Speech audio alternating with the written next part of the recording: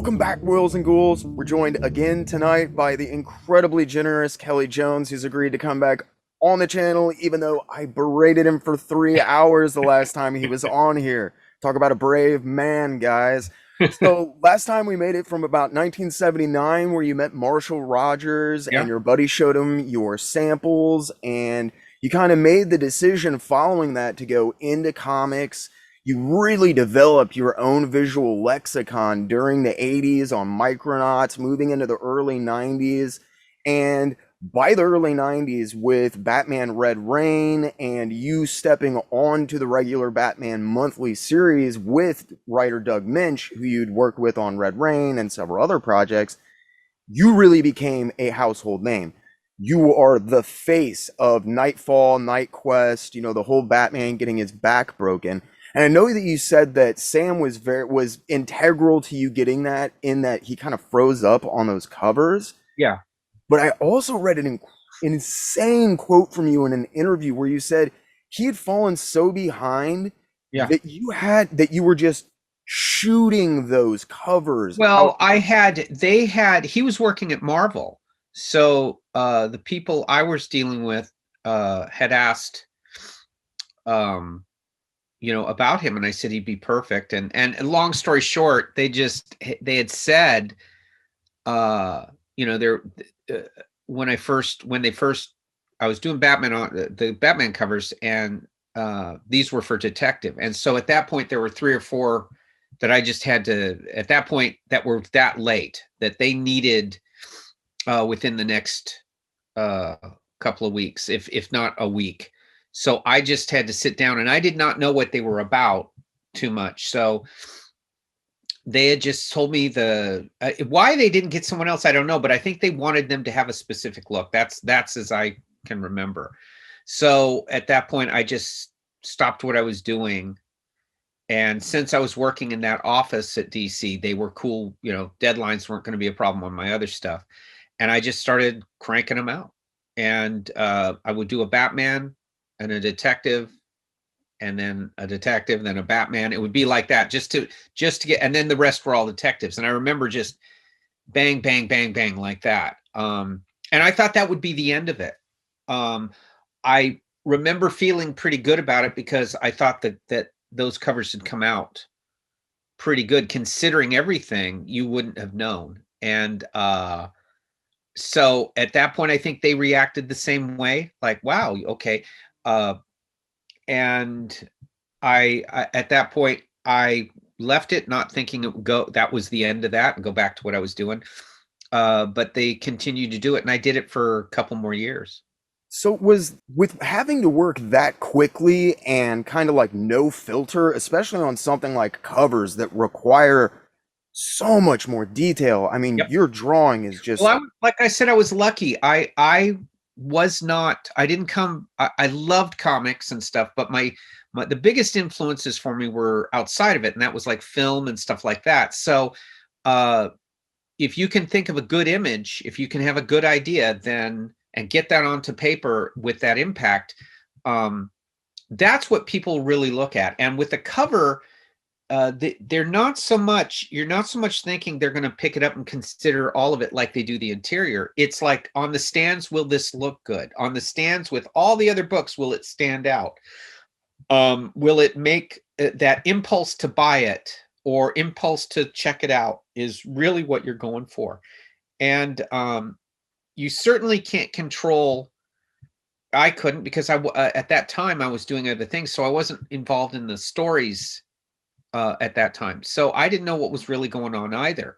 So I had the freedom of not being hamstrung by an actual event in the book. I knew kind of what was going on, so I could do one of these impactful type images.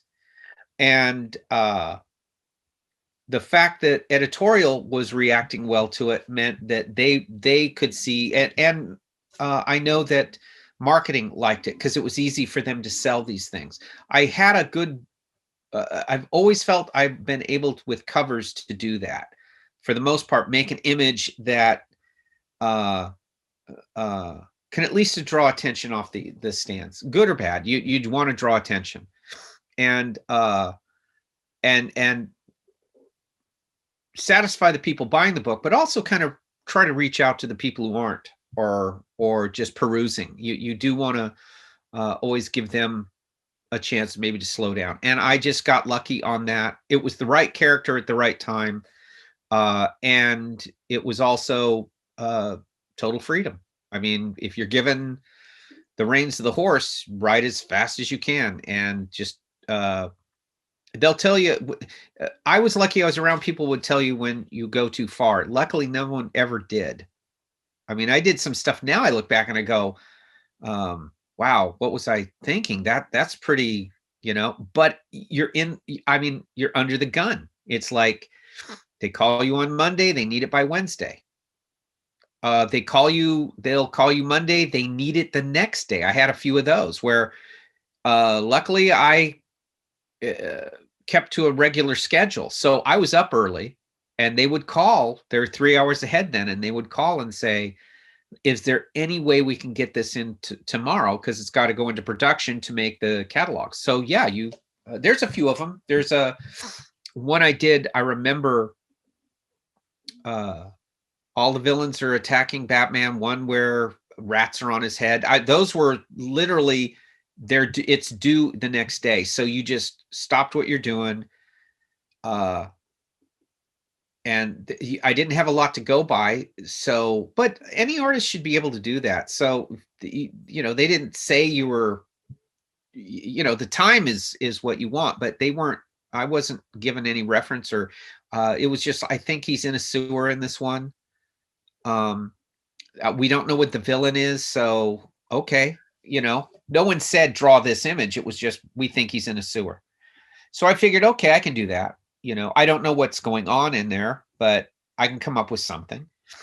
And there was one, I know they said the character Zaz is menacing a girl, and he's menacing a girl, and I had thought, well, if I'm buying the book, I don't know Zaz. If I'm not buying the book, and I'm not a Batman fan, I don't know who Zaz is, so I'll make a big Batman image over the girl, like he's investigating and he's menacing Batman. Now, if I were to say that when you have time, they'd have said, no, this is what we want. This one was like, it's due. That was another one. It's due the next day. It has to be in our hands the next day. So you don't have till the next day. You have till, in my case, I had till 3:30 FedEx drop-off time. So I'd hear that about 8 o'clock in the morning. So I knew you take an hour off that just so you can get it packaged and shipped. It made me buy I didn't have fax machines or anything, but it made me buy a large size copy machine then, so I could make copies of this in case, God forbid, one of them got lost. I still had a backup. But that was a big expense then. I remember getting the scanners one thing, or the copiers one thing, but I had to learn how to put the ink jets in there, and it was a pain in the ass, but it was one of those devices that saved me time. So and sometimes 20 minutes is all you need to make sure you get to the drop off. FedEx didn't come and pick up then. They would drop off, but they didn't really come and pick up. So you had to go to one of their stations, and it was a lot. Those were some exciting days, I'll say, trying to make sure you got there. And I never missed one in all the time that happened. I never missed one. So they got to depend on that, I'm sure I was a liability. I'm in California. It would be easier to get a guy in New York. In fact, if I was in New York, I could have driven it in and had the whole of the day and the next day. So, but for whatever reason, I kept making it, and I didn't complain. I never was a complainer. If that's what it is, that's what it is. But like I said, a lot of my influences, I didn't know a lot of comic guys. I didn't know how the industry worked, but I was a film guy. I was really into studying film. Not that I ever wanted to make movies or anything. I was just fascinated by it. And so that's where my influences came, where these people would work all night to edit a film, or work all night to get one shot, that kind of stuff. So I just thought that was part and parcel. That is madness. It was. I mean, that is sheer madness. And I don't think now, I mean, now that you can look back on it, I'm like going, how that is when I remember Bob Dylan was asked about how the songs, how did he write these songs? He says, I don't know. That was a different guy. I don't remember that guy. And that's how it kind of was for me. It wasn't, I remember enjoying the process. I don't remember the fear. I just remember, okay, then I'll do this and I'll try to do whatever and I'll do the best I can. I think also because I didn't come from a true art learning how to do it sense comic book art way, I would just come up with tricks that weren't at that point probably other artists weren't using, you know. And I was doing lots of things that were different that didn't take a lot of time but look like they took a lot of time. And also I was always pretty staunch with colors to be very bright on my covers. So since I was so heavily black and white, the colors would come in and just be bright. The covers looked great when they were finished. And I don't mean great like, oh, you look at it and go, that's great. I mean great in what they're intended to do. In a sea of covers on a wall, it stood out. That's how I think of covers. I don't think of them close up. I don't care how it looks close up. I always think in terms of several feet away. So I used to take a cover, put it on the floor, stand up on a chair and look at it, look down at it. And I don't know why I didn't just put it across, but I used to do that. And I would say, okay, the composition kind of works. Does it need more ink? Does it need some? That's about the most I would do. I used to break down the time to do it. Like if I had just like this, like I said, maybe 6 hours to do it, 2 hours to pencil it, 3 hours to ink it. You try to cut time off the penciling as much as you can. And then you ink it. That was on those days. In the normal course, I would pencil one in the morning and then I would ink it the next day just to break it up. And I'd do my regular comics work after that. But I would keep to a schedule. I'd get up and be working by 8 on a normal day. I'd work till 4 or 5 o'clock straight through. I don't, and but on those days, it was just pure focus and you get it done.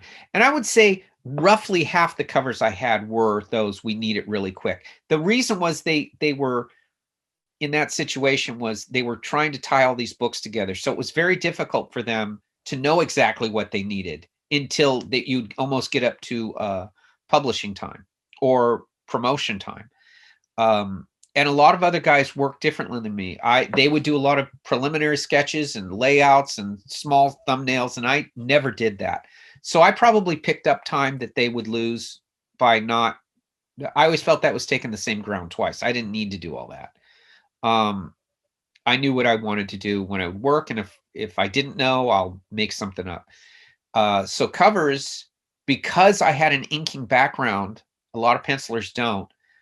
I knew where you could cheat. I knew where I could fill. I knew what the aspects of that image people wanted to see. That's what they'll look at, and the extraneous stuff they're not really looking at. It just has to support that twist of a figure, that grimace on the face, or whatever little bits of acting they're doing. So you focus on that, get the other stuff done, and ink like a madman.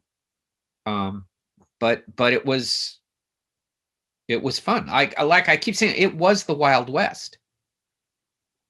It was simply, it had to be done. And I think since everybody else was kind of in a similar case, it wasn't strange to everyone. Now it would be strange. Now you have to go through this entire process. And so that I can still have some of that kind of freedom, I tend to just come up with the first idea. That's the idea, and do it. I have to say, there's several times I've done covers where I haven't waited for approval. I just do them because I want that initial emotion. And luckily I haven't had anyone say change something or do something. And I don't work on any kind of Illustrator, iPad drawing programs. I still pencil and ink with a pencil and ink. So if there's a change, I got to physically do it. But so far, I haven't really run into that as a problem. I wouldn't let that be a problem anyway. I mean, there's times they ask for changes in the old days, and you just, you know, kind of come as close to not changing as you have to. If you believe in it. If it's something you screwed up, okay, fine. That is, I mean, that's for me, that is insane to think about doing some of those cover images, which are some of the most iconic cover images of the 90s in like one sitting. You're talking about Frazetta level.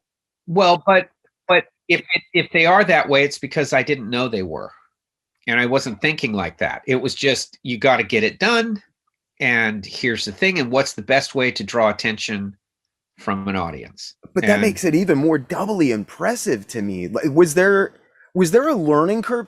I assume that it had to have been easier since you didn't have to be tightened down to an extremely specific image for the cover. maybe because, again, I had come from more of a film background. Maybe because too, that I did not know the rules, whether in drawing or comic book drawing or publishing rules. I also didn't think the end of the world would be if they didn't want them. I didn't think that way. I just thought, well, this will be good for what my sensibilities are. There wasn't a conscious I'm going to be independent. It was just a natural independence. And I had been through the years at Marvel taught how to draw, but I was also taught or experienced a level of frustration that at this time I wasn't. If I started to feel that again, I would just say, well, I'm out of here. But I was not met with any resistance or anything like that. Hey, if somebody said these are going to be, we want this cover to be this way or be iconic, I probably would have froze because then you're overthinking it. My idea was, what's the thing that gets the most impact? I didn't want to do posy figures all the time. I didn't want to do what I saw everyone else doing. I wanted it to be representative of the emotion of that, if I could, of what was going on, and that was it. And at that point, wonderfulness happens.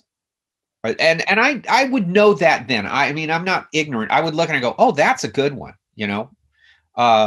And ones that I didn't have a feel for, I went, well, I know that will work, based just on those sensibilities. Because I didn't know what was going on in the stories, but it wasn't. And I moved on. I'm not a guy who go back. I don't go back and look at my work. I don't study it all. I don't check it. I know that about 15 years went by, 10 or 15 years went by before I even went back and looked at the original art that I had from those years, or looked at the comics. Really, you just move on to the next thing. So, I stayed pretty much in the present at all times with this stuff, not thinking what will it mean or how did I do that or don't do that again. Yeah, there's times I'm more surprised that I like my stuff when I look at it rather than grimace, and that was a change where I would go, so why do I like it? And it isn't like, oh, I'm great. It's like, oh, I was going with that emotion. I was going with that initial rush. I was doing this thing that had a closer to the pure in order to get it down. So I'm reacting to it the way I wanted a fan to react it or a reader to react it. I'm that disconnected to where I'm going, oh, that worked. You know, that's pretty cool. That's one of those things where you knock on wood that young Kelley had this epiphany of how it works better than old Kelley would have, you know, where you don't want to think of it. So I still do it that way. I don't overthink it. I just read it and let it kind of churn and put it to paper. And ideas are so much easier, having that excitement of a good idea, because one idea will lead to another idea, will lead to another, and it just blossoms. Smart publishers and editors get out of the way of that when they see it happening. Whether aesthetically they agree or not, they can still feel it. And I was lucky enough to be around people that would just say, okay, go. I mean, they might roll their eyes at something, but that's fine. You know, that I totally don't mind an eye roll. Graffiti Designs has collected a lot of that Batman Yeah. material into the, I believe, what kicked off their Gallery Yep. Edition series, which was their answer to IDW's Artists Edition. Yeah. They first they were surprised when that first came up. Um, they said maybe it will be difficult to get the art. Well, I had not let any of the art go other than the inker's allotment. And I had good copies of what I didn't have and color guides and all that stuff. But they were all in boxes and I hadn't opened them since 95, 96, 97, whenever I was doing it. They would send them back and you'd put them in a stack. I didn't want to take them out because they're, I didn't know. God, I could have been wrong. I don't know what was in them. But that way they were easy to stack. They said what they were on it. I knew what was in it and I didn't think twice about it. So when they found that out, when they inquired, we would like to do something with you.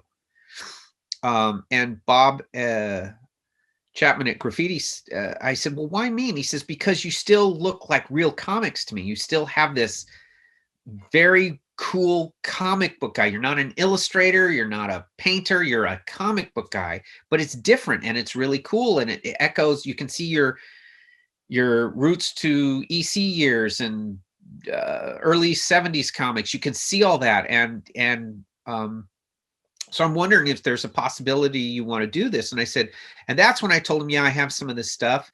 And he says, well, how much? And I said, I don't know. I haven't opened the boxes, but I whatever the allotment is. So he was in LA and he says, I'm coming up tomorrow.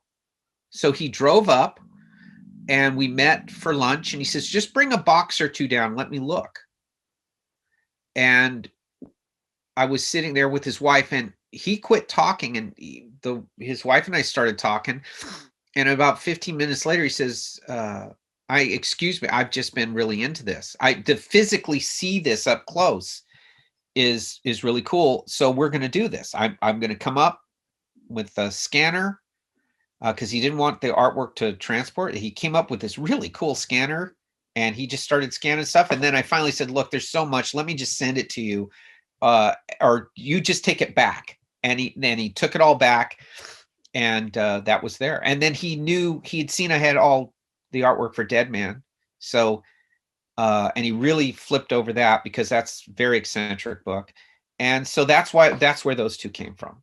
Never was, again, good fortune that my laziness paid off because it's a bitch to go through all that stuff. And yeah, early on you kind of do because it's not bad to have some stuff out there. But as time went on, it just got to be, I'm just spending too much time working to stop and do that. So I had just boxes of this crap. I still now though you don't send it back, I buy these big plastic tubs and I just keep throwing the pages in there. When it's full, seal it, stick it in, storage and keep going. And that's kind of the same thing. So I'll be shocked when I look at that again. I really do not look at work when it's done. I mean, I'll see the printed version. Now they'll send like some color. They'll show you how it's going that way. But that's on a screen. You can't really tell as long as they get the color right. But it's not the same as physically holding a book. No, I can only imagine the experience of getting able to look at your stuff. I don't own it, unfortunately, but when I looked at the Batman book, it was absolutely incredible. It is a lot more work than I remember it when I look at it now.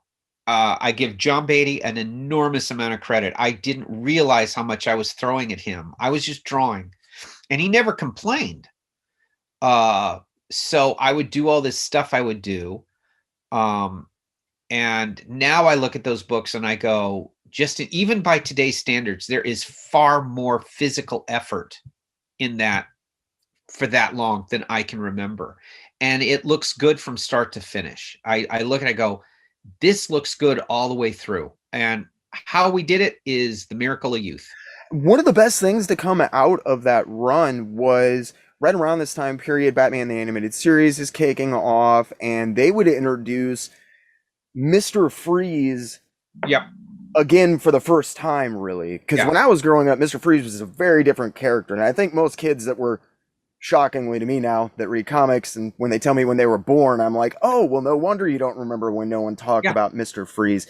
Yeah. You guys, in my opinion, were pivotal in the role of moving him from the Batman the Animated Series universe, which was very nebulous and disconnected from the DCU at that point, which again, kids are not going to understand. Well, they didn't like Batman or they didn't like Mr. Freeze in the office. They just didn't care for the character. They thought he was too campy. They thought it was a silly thing. I didn't know any of that. Again, ignorance is bliss because I did not know. When you don't know, everything's possible. So I didn't know any of that. And when I mentioned it to Doug, Doug had said, well, I don't know how they'll respond to that. He knew this. But he says, but if you want to make the case, you call up them and make the case. I'll stick by you and say, yes, I'll do it. So I had just wanted 2 or 3 issues of Mr. Freeze because I thought the idea was cool. I had a neat little redesign for him. I thought the reason really was I thought I hate being really cold, and being frozen sounds horrible.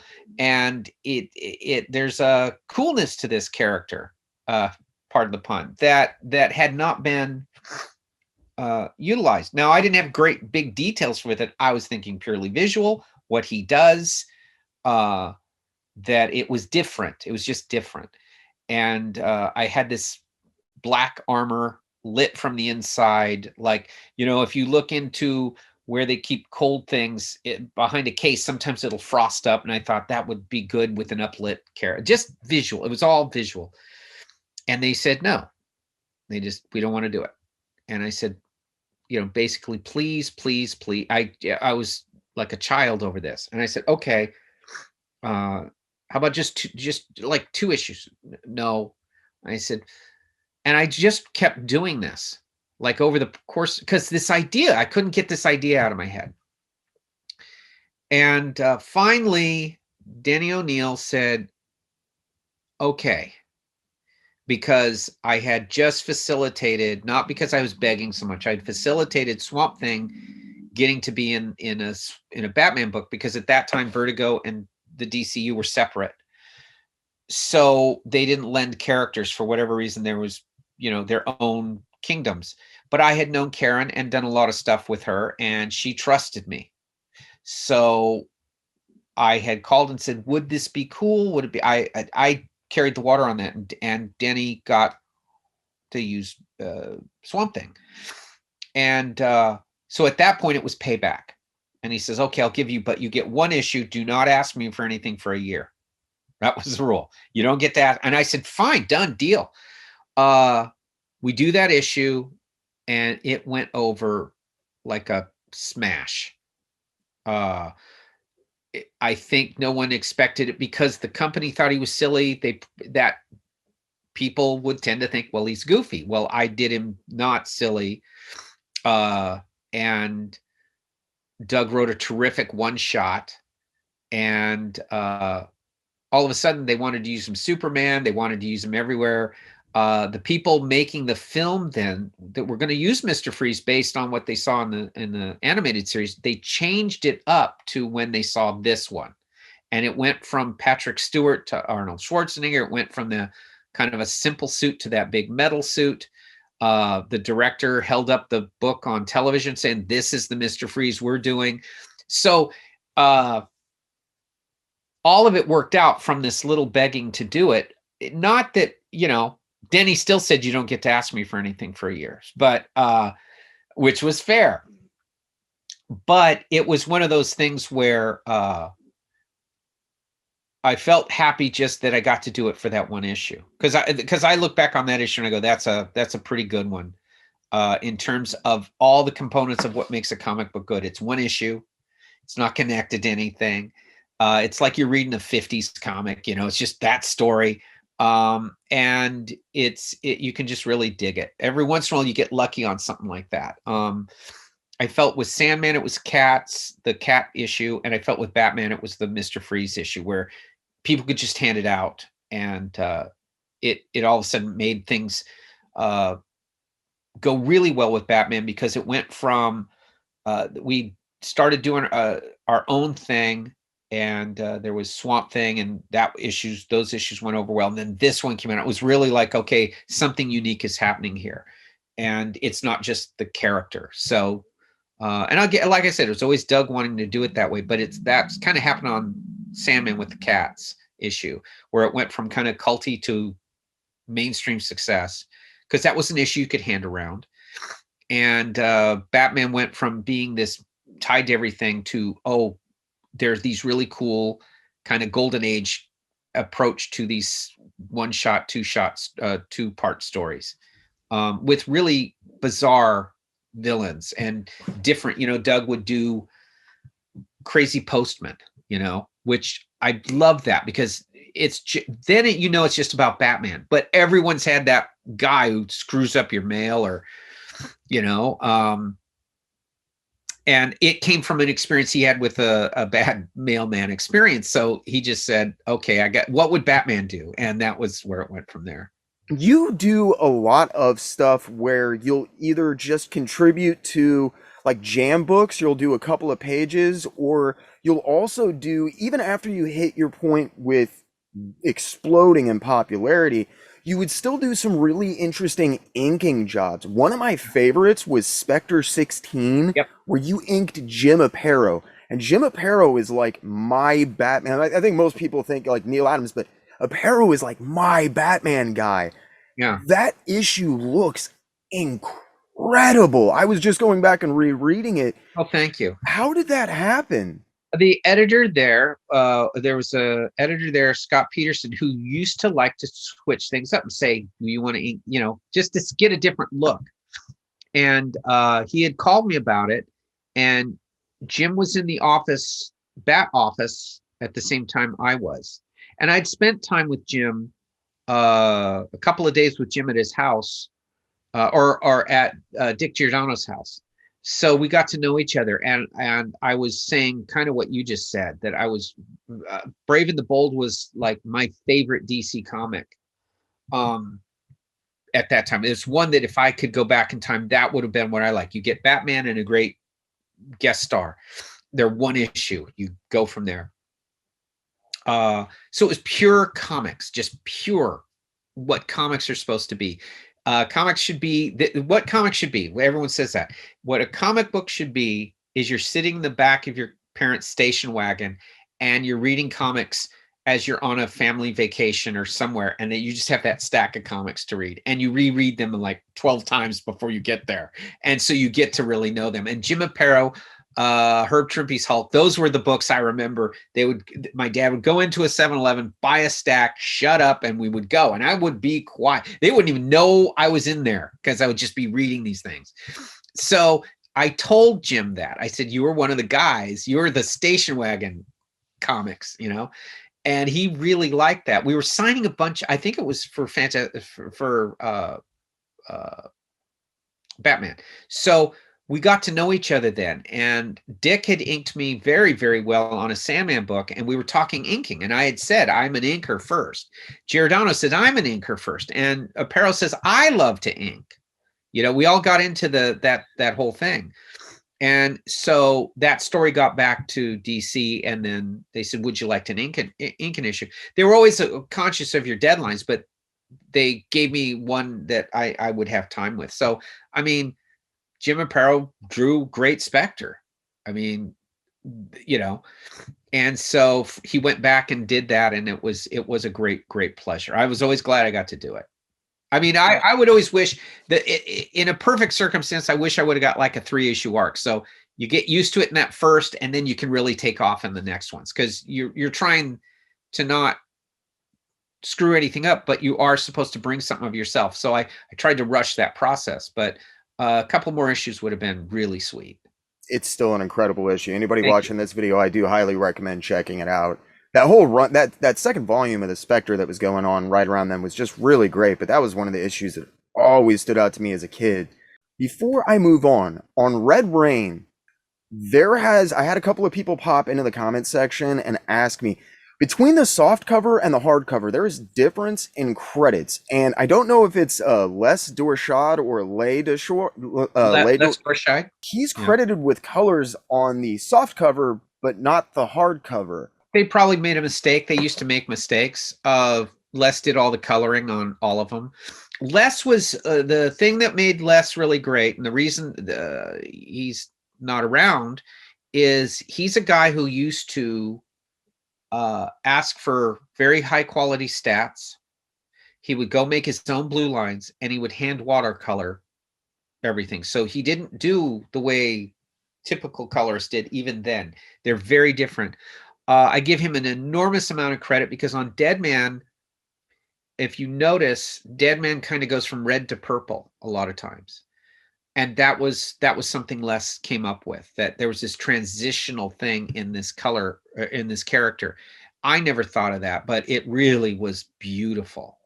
And he would do that all the time. I'm fortunate to own a couple. He colored Aliens for me. I would just take him everywhere I could because I began to realize that he was painting these things. And he didn't compete with he taught me a neat trick. Because he didn't compete with the blacks. He didn't go dark. If I went dark, he would stay bright. He used to say, black is a color. I'm not going to muddy it up. But he taught me a thing that I had never thought of before. And it was on Aliens. And he had said, I was really liking the first issue of Colors when he showed me some. And I said, there's just something really cool about this. And he says, well, what I try to do is there's indoor lighting and outdoor lighting, and you have all this stuff in the spaceship. So there's a lot of artificial light. When they get outside, I go one direct light source. It's the sun. So he would do this thing where it's all this cool stuff going on, and it did work. I was responding to it without knowing it. But ever since then, it changed my mind on when they're inside and outside lighting, I'll adjust for it. Never would have thought of that without him. But Les is a big reason. Those early books, I just knock on wood, I got him out of the gate. I got him on Dead Man, probably because he was friends with all the people in production, the editor, the writer. He was good friends with him. So he was just kind of there. And he took the job. I didn't even think in those days of requesting a colorist. I didn't work like that. And I would get these things. Actually, it was when DC, where I would hear is DC would say, boy, these colors are great. And on Red Rain, they were just flipping over it. So yeah, I was very lucky on that. And that's just a mistake on their end, which would happen from times to time, you know. In those days, everything was physically done. There wasn't working on a computer. It's just been floating around on the internet for like 25 years, and people have asked, and I was like, well, I got Kelley. I'm going to bug him about it. I always loved his work with you. I thought you guys complemented each other extremely well. I thought so too, and it was not one that we did not go, oh, I like you. Oh, I like you. We were both our own guys. He was doing Steve Rude on Nexus. He's a painter, an exceptional painter in his own right, and worked in computer games, and also taught painting in college. So he was a pretty established artist. So I was always tremendously flattered that he would want to do it and work as, that he would be excited to do it. He was always, whenever I would apologize for something I didn't know or some stupid thing I would do, he loved it because I would say, God, Les, I'm so ignorant. You're coming off Steve Rude. He says, no. You're discovering things so I can try new things. So we'll figure something out new. And that's what happened. I'm still trying to figure out the train set. And I didn't look at the directions. I just sort of stuck the tracks wherever and go wherever, and maybe not put the engine at the front. So he totally dug the naivete of what I was doing. I still radically reject. As soon as they say, well, here's how we do it, I go, and then I wait till their mouths stop, and then I just go back to what I'm doing. And it's interesting because for a lot of people having that much of a bitingly original style, because your stuff is easily identifiable right off the bat. When you Yep. look at it, you're like, that is Kelley Jones, and that's Yeah, no it one is. else. And it's so cool to hear that that never bit you in the butt, but instead you kind of doubled down on it and have used it to propel your Well, career. you can't be afraid of someone disliking your work. Okay, a lot of guys are going to be liked no matter what, and they're devastated. I mean, they'll hear 500 people love you, one guy not, and they're obsessed on that. I used to not care. I used to go, hey, that's the world. If you put it out there, there's going to be people not. And in comics or any kind of genre thing, people become to love this stuff. So if you come in there and you break with it, they get upset because it's theirs. And I'll be honest with you. I'm the first guy to say, true fans of Batman are way more ownership of him than me. That said, I don't care if they hate it. There's 80 years of other guys you can go pick. There you go. But disliking it, no one was going to dislike it because of the basic inability to do it. Would be purely on aesthetics, purely on that focus on what the character is. I stripped Batman down to me to like a 1940s film noir. And if those people then were going to make a Batman film, if those people there were going to tell a Batman story, if Orson Welles was going to do the Batman on the radio like he did The Shadow or something like that, Michael Curtiz make a Batman film. So that's how I went into it. And I always figured that I'm doing this with deep sincerity, not as a lark, not to make a name for myself, not for any of that, but with deep sincerity to the character that will survive. Because that's honest. And people can dislike it if but that number gets smaller and smaller and smaller, and then time goes by, and then you become in that group of people that was seen as bringing something original or new or whatever. I always think, I don't know about that, but I do know I brought a lot of honesty to it, a lot of sincerity to the character. I just happened to use different maybe different inspiration points so it would look different there, but it's as honest as what Neil Adams did. It's as honest as what Frank Springer did. It's as honest as anyone who comes to it and just puts their stamp on it. I didn't go into it thinking every little belt buckle, every little bolt, every little thing. I never thought that. It was just a stripped down. I mean, he's Sherlock Holmes with a cape and a fist, Yeah, I wanted the detective-y stuff. That's why in mine you see all these devices. I would just do them. Doug would say he does a thing, I'd have him have a device. He's watching something, I'd have him pull out a little thing to look at. I love the devices. It's what made him cool. I always thought of it in terms of, well, when he's not actively out prowling the streets, he's at home making these things. So it's like, okay, that's how dedicated he is. That was the fun of it, was again, an idea leads to it. It's how why I always tell artists, I would be the most boring teacher, but the ideas they would be interested in, that's where you get them. Your thought process is so interesting. It's just like the whole thing follows this one concept seed in your mind. And it reminds me so much of when I hear Frazetta talk about what he would have, like a single concept, but that man would excruciate for months over layouts and, I mean, every type of conceivable version of this painting. Yeah. And you have this ability, like, to just explode these ideas onto paper, and you really, I mean, all the names that you mentioned have become legend in the Batman canon. And for me, your name is rightfully among those places in Batman because you brought a freedom to the character I had never seen. Well, I didn't go into it thinking I want to be a amongst those people. I was thinking, I don't want to embarrass myself in front of those people. So the only way to do it is to be yourself, and not go back and say, I just kyped a guy, I imitated a guy, I did whatever. You want to be your own dude, and whatever that is, and however long that lasts. There's not a time that you feel, I mean, obviously you can't ever go to it and say, I'm going to go and hit a home run right now. You can't do that.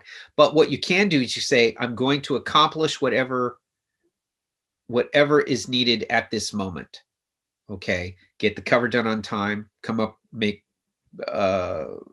Freeze interesting. Think of the devices all just at the time. Pretty soon, when you work with ideas first, they accrue so fast that by the time you look back, you go, that is a wealth of imagination in a book. You can't start it saying, I'm going to do this. You just take it as it comes. And I had very good fortune that I was in the right headspace. I was not intimidated by it anymore. I wasn't just happy to be there. I wanted, if I was going to do it, do the best I could. That was me, and whatever happens, happens. So if someone got upset that they couldn't understand the cape, okay, there's a reason I do the cape that way. It's a very technical and all that kind of stuff. I don't explain it because I think that ruins the magic. But everything I do is with a thought process and a reason.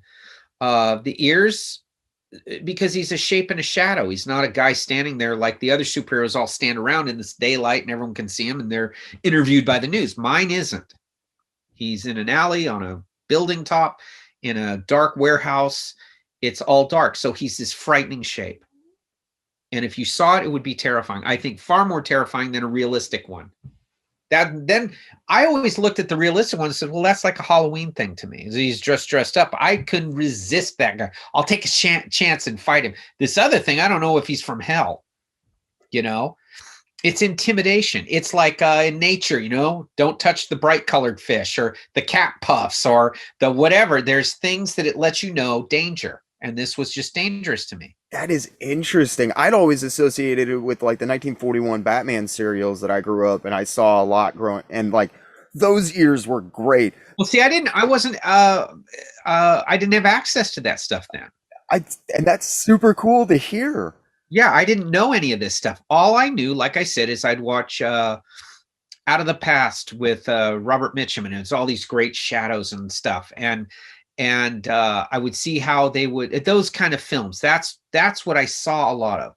And I would see all these really cool things done with light and shadow. Night of the Hunter, another Robert Mitchum film, all this stuff, very symbolic stuff going on, all this light and shadow images that you never forget, that a straight presentation wouldn't have, straight presentation wouldn't do. So I was thinking like that. And I didn't want, anytime I drew Batman, I don't care how incidental he was or that page was, or the story, the part of the story, if he's just talking to Gordon or he's doing something, I tried to make him as intimidating and frightening, and even if it's just talking to a civilian, because that's who he was.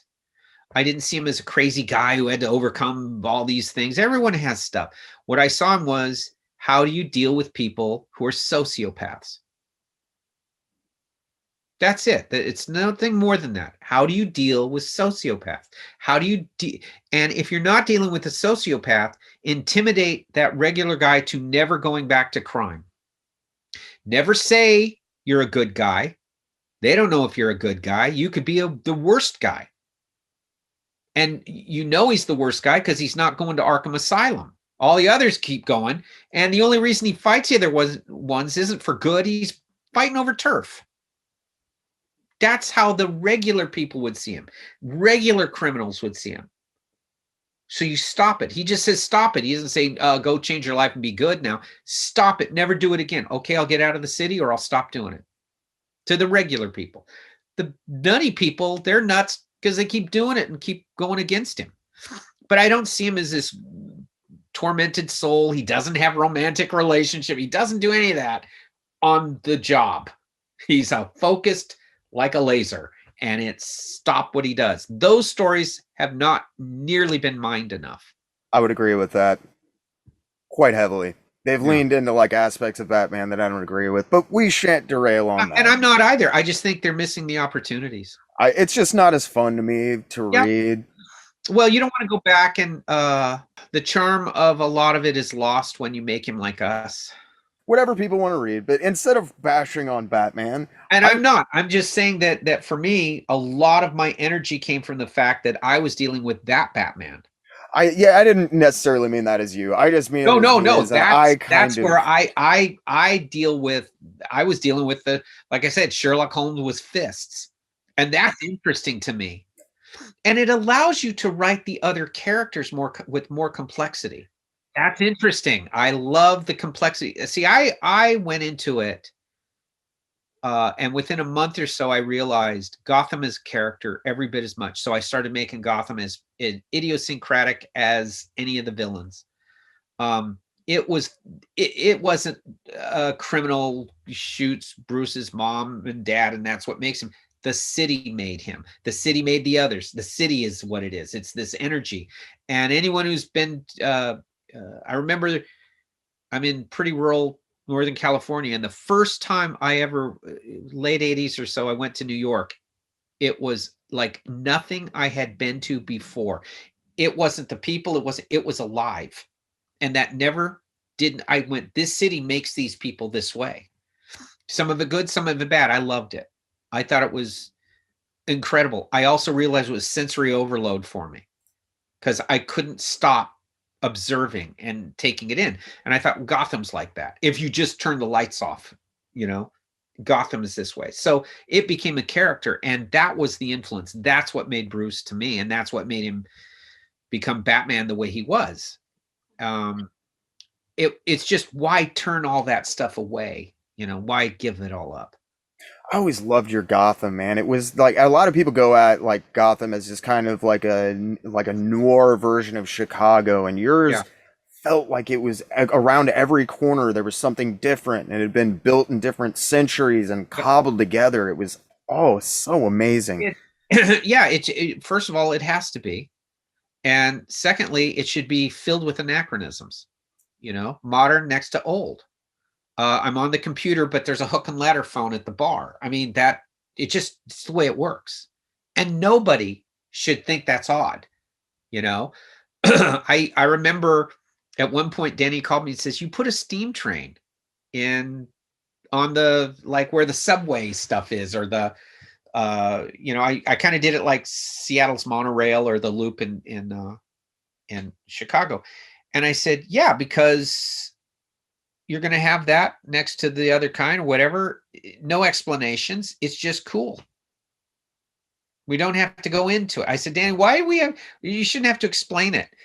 And Danny looked at it for a while, and he says, I don't know if I accept that, but it does look cool. He says, so, okay. What I loved about Denny is he would call about things like that, not major things you're doing with the character or depicting him or anything. It would be these little things. Because I did a hook and ladder phone or something like that. And he says, okay, there's computers though. There are computers. I said, absolutely. I said, how boring is that to keep doing that? How boring? I said, you throw that in though, and that makes people think, well, why is there a hook and ladder? Do they still wire for that? Yeah, absolutely. I said, and that came from the fact that I saw a thing where they were digging something under New York, and they found like 400 years worth of different kind of things they didn't even know hadn't even been recorded. All this infrastructure underground, brick walls and tunnels, and they don't even know what they were for, but it's 400 years old. And I said, that's what I want but it's on top of the city too. It's not just underground. So he goes, well, obviously you've been thinking about this a lot more than me. Okay. I love stuff like that. That's interesting. It's one of the things that made your entire run stand out to me. I mean, there was that level of intricate thought in every single element of the story. I just grew up on a lot of mediocre stuff, and that run definitely is anything but mediocre. It is eccentric. I will give it that. I wouldn't have said that at the time. I would never have said that at the time. I thought it was straight as an arrow. As time goes on, I went, because then I was able to look and measure it against other guys. And I went, some days I'm going, what was I thinking? What hubris to go in there and do this? But I wasn't thinking that way. I thought, I'm bringing more stuff. When someone invites you to dinner, you bring a wine or you bring something. And I thought that's what it was. They invited me to dinner. So I just kept bringing stuff because I thought that was the polite thing to do. The polite thing to do is try to think like that. Put a windmill in the middle of it, because the Dutch founded New York, Manhattan. So I thought, well, Gotham probably was too. So you put a windmill in there and there's just a windmill. Why? There you go. But it looks cool and it's different. That is so cool to think that every little bit has that much intelligence and thought behind it. There's a lot of fun. But look, not if you start out and say, I'm going to do this. It just builds upon itself. It's that idea germinating and if you're going building. to say there's old technology next to new, then how far back does it go? And then that's how it happens. If I'm going to do, why is Batman's cape that way? It just started off like, well, I don't want him to look like Captain America, like, he's his own thing. And then I started thinking, well, how intimidating that is, like Dracula, that cape. And then you start thinking it's more than a cape. And then it has to be more than a cape. And then I think, well, Bruce would do it to intimidate people because you can't see what's in there. And it moves and it shifts. If it's really long, well, it's memory cloth. I don't know, but it gives the impression that he's different and he's unique, and it gives power to something. If I do him realistically, to me, I always felt, well, then I would say, okay, I'll get a hammer and fight him, because he's a regular guy. But if he's doing that, it's all intimidation. After 3 years on the series, DC finally decided that, you and Doug Minch were kind of off doing your own thing in the little corner of the Batman universe, and DC decided they wanted to convalesce the books again and do all of that, and you decided to kind of politely bow out of that 4th year and leave it with that incredible 3-year run on there. And from there, you went over to, now you work with them for a few times that I know of, Dark Horse Comics. I know you did a couple of pages for a Alien series for them, and then you had that mini series for them, that Aliens mini series. Yeah. But you did the Hammer for them starting in 1997. And can you talk a little bit about where you'd gone from working on these monumental properties over to doing your own creator thing? Well, I was doing Batman at the same time I was doing the Hammer, and that was there overlap? Yeah, it was, and I would do it on the side. And what had happened was, Barbara Kiesel, who got me to do Deadman, had went over to Dark Horse, and I had done Aliens for her. And then she said, "Have you ever considered?" Because you do all these ideas. She was looking at that, and she goes, "Have you thought of writing your own book?" And I said, "Well, I have stories in my head, but certainly I could give it a shot." I said, "Let me see if I can think of something first before I say yes."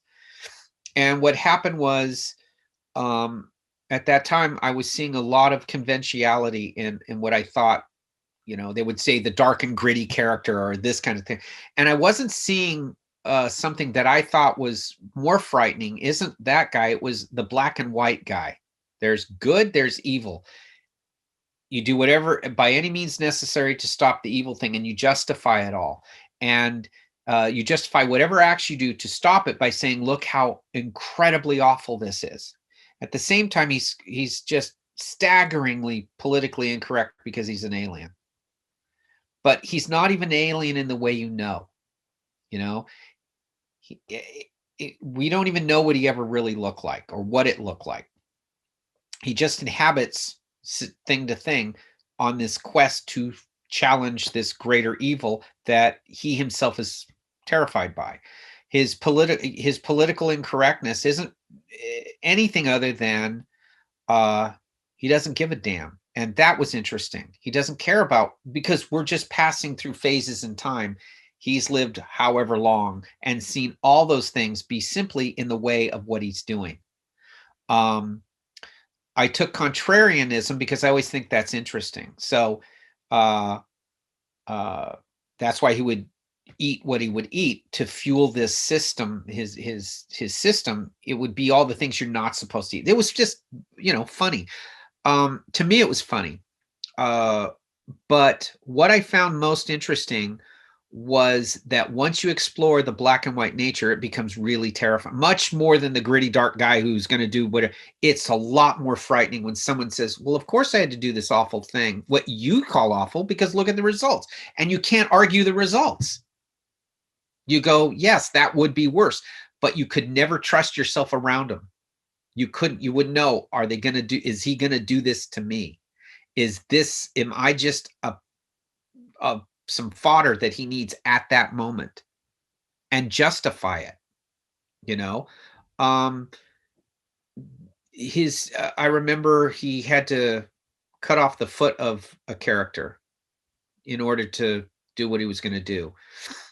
And the only problem he had with it was that he didn't know how to drive a stick shift, and that guy did, and so he couldn't do he didn't know how he'd get home. And it's a real problem for him because he didn't know how to get home. And this guy's laying there with his foot cut off, and he cauterizes it and stuff. And he basically says, yeah, but what, it saved everybody. The difficult thing now is, how do we get home? That was it. And it was just this natural thing, not trying to be funny. It's that black and white is like that. And by any means necessary is frightening. No humanity in saving humanity is interesting. Those are the things, and it becomes funny at times. What's endearing and funny then becomes terrifying.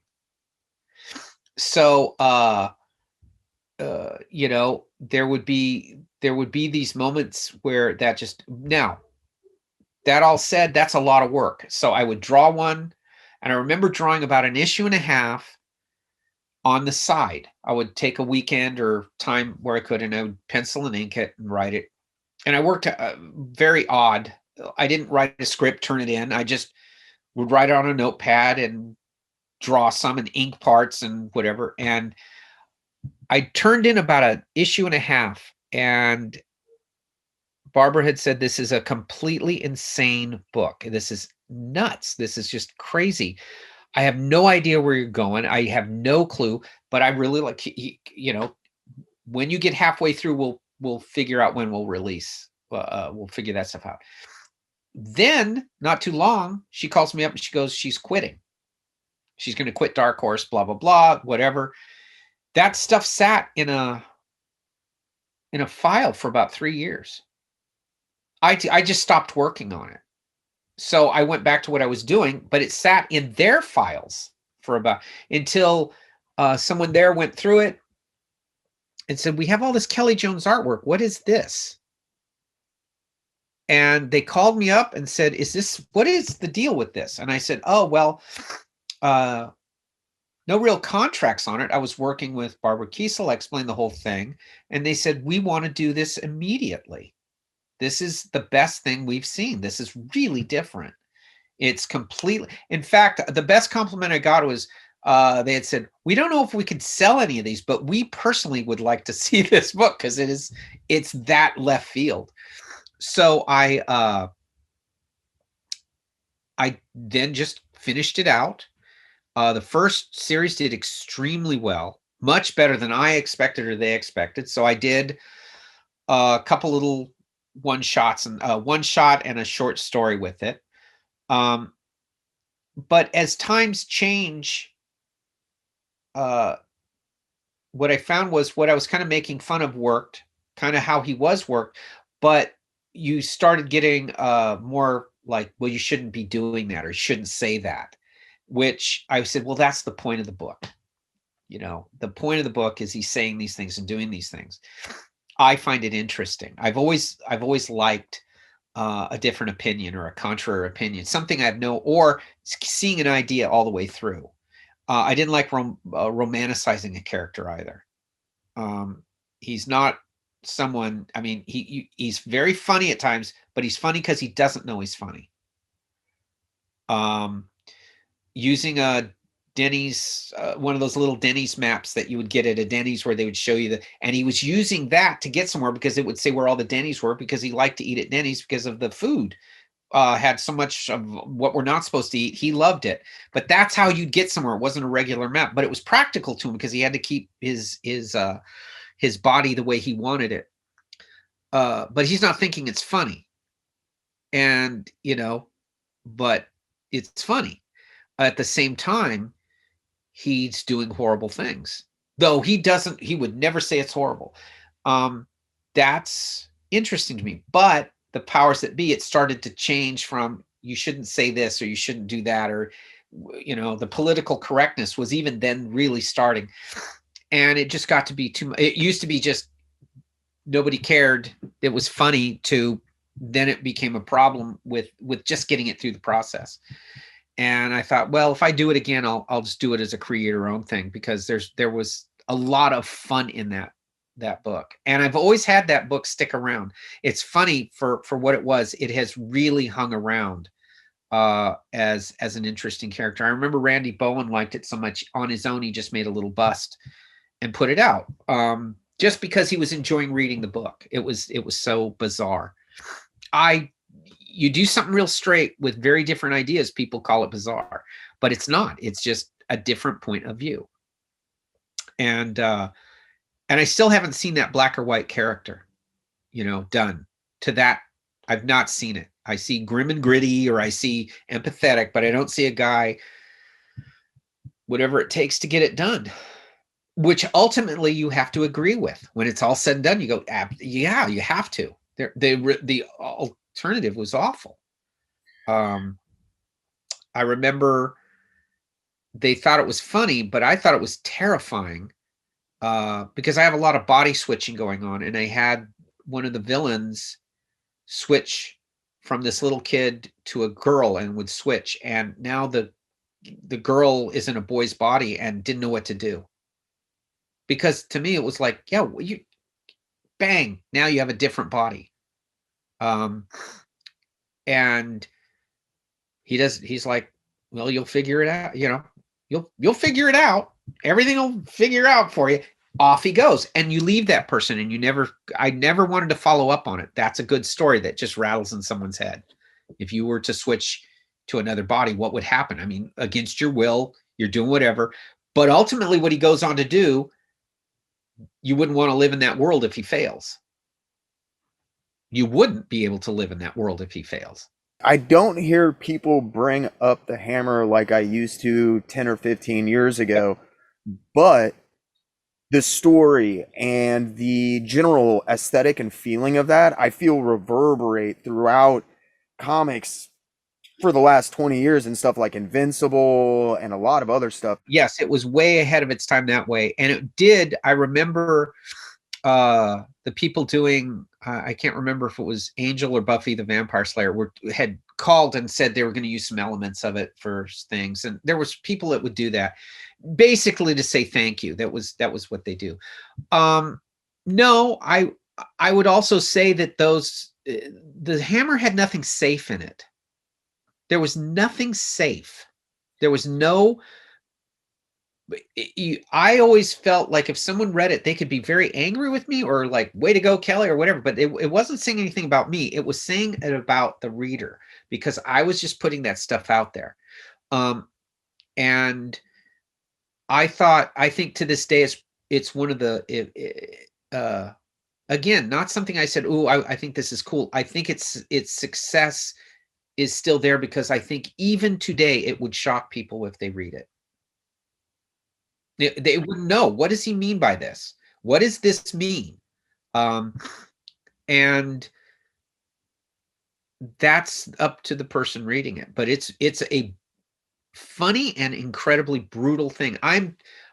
That's a natural thing I do, where I don't control the characters. They just do their own thing. It's hard for me to write, not because it's just physically hard, but that happens to me. If I start doing it, they just take off on their own.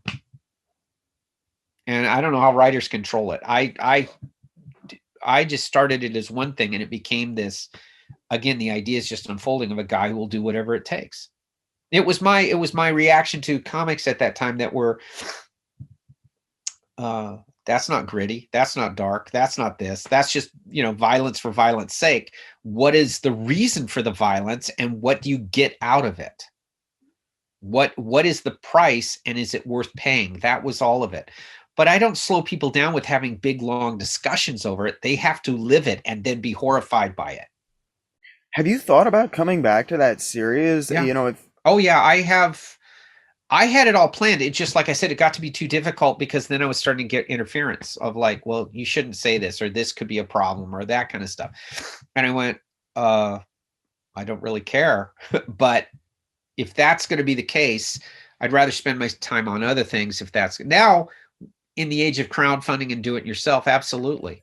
that's exactly what I was wondering about, because you know, when I read that series, I couldn't believe that Dark Horse had put it out even at the time, Yeah, because you want to think it's funny when you're reading it. You're like, oh, you know, Kelly's got his tongue in his cheek and he's doing that. But the farther you make it into that series, I it's think the not funny. clearer, yeah, no, the It's not. clearer it becomes you're dealing with a much higher concept. The stuff that was funny was to seduce people into thinking he was just a funny character, a silly character who then does awful, awful things. At what point did you start working on? Were you working on that while you were doing Batman? I know that you said you had it for a few Yeah, years. I would like, I do some here and do some there, and then it was a 4-issue thing. So when I finally got to the end of it, um it wasn't like affecting my regular deadlines on Batman. So yeah, I would draw, I don't know, whatever Batman needed that week, and maybe at that time when I got it rolling, maybe in a page and a half or two of the Hammer, and then inking was always a lot easier. So when I got it penciled, then at that point, once it was drawn, I could commit to a release date from them, because the inking is a lot easier for me. There's no thinking. There's just, you get into it. And I've heard a lot of people kick around the idea.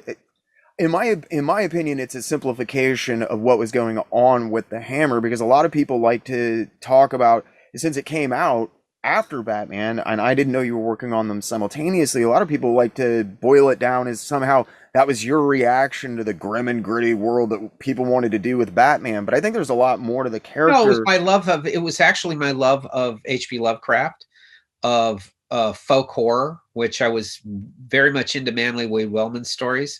It was a lot of those personal little loves.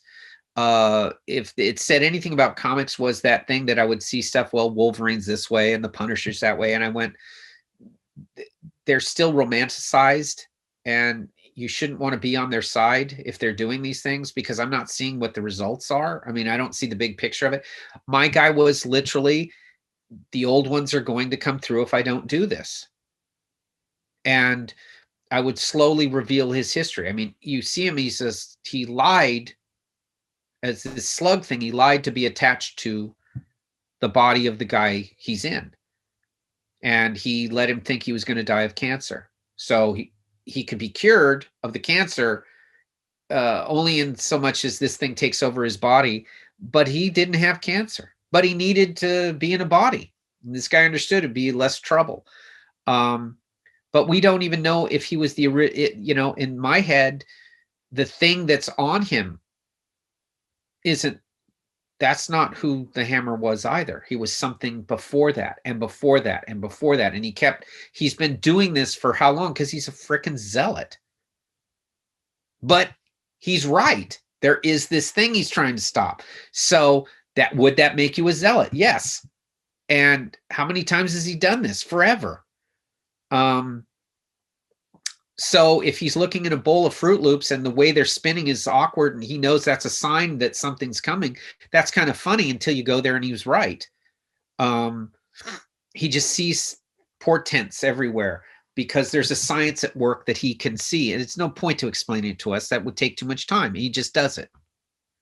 And at that point, the character becomes far more interesting in little ways than he would if you just said, here they are doing a thing, it's right there. Then you put it together. Then you start thinking, this is creepy. This is as mysterious as the thing he's fighting.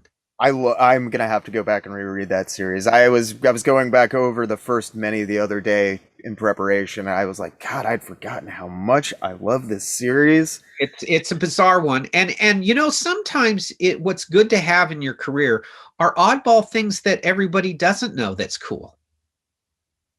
It's good to have the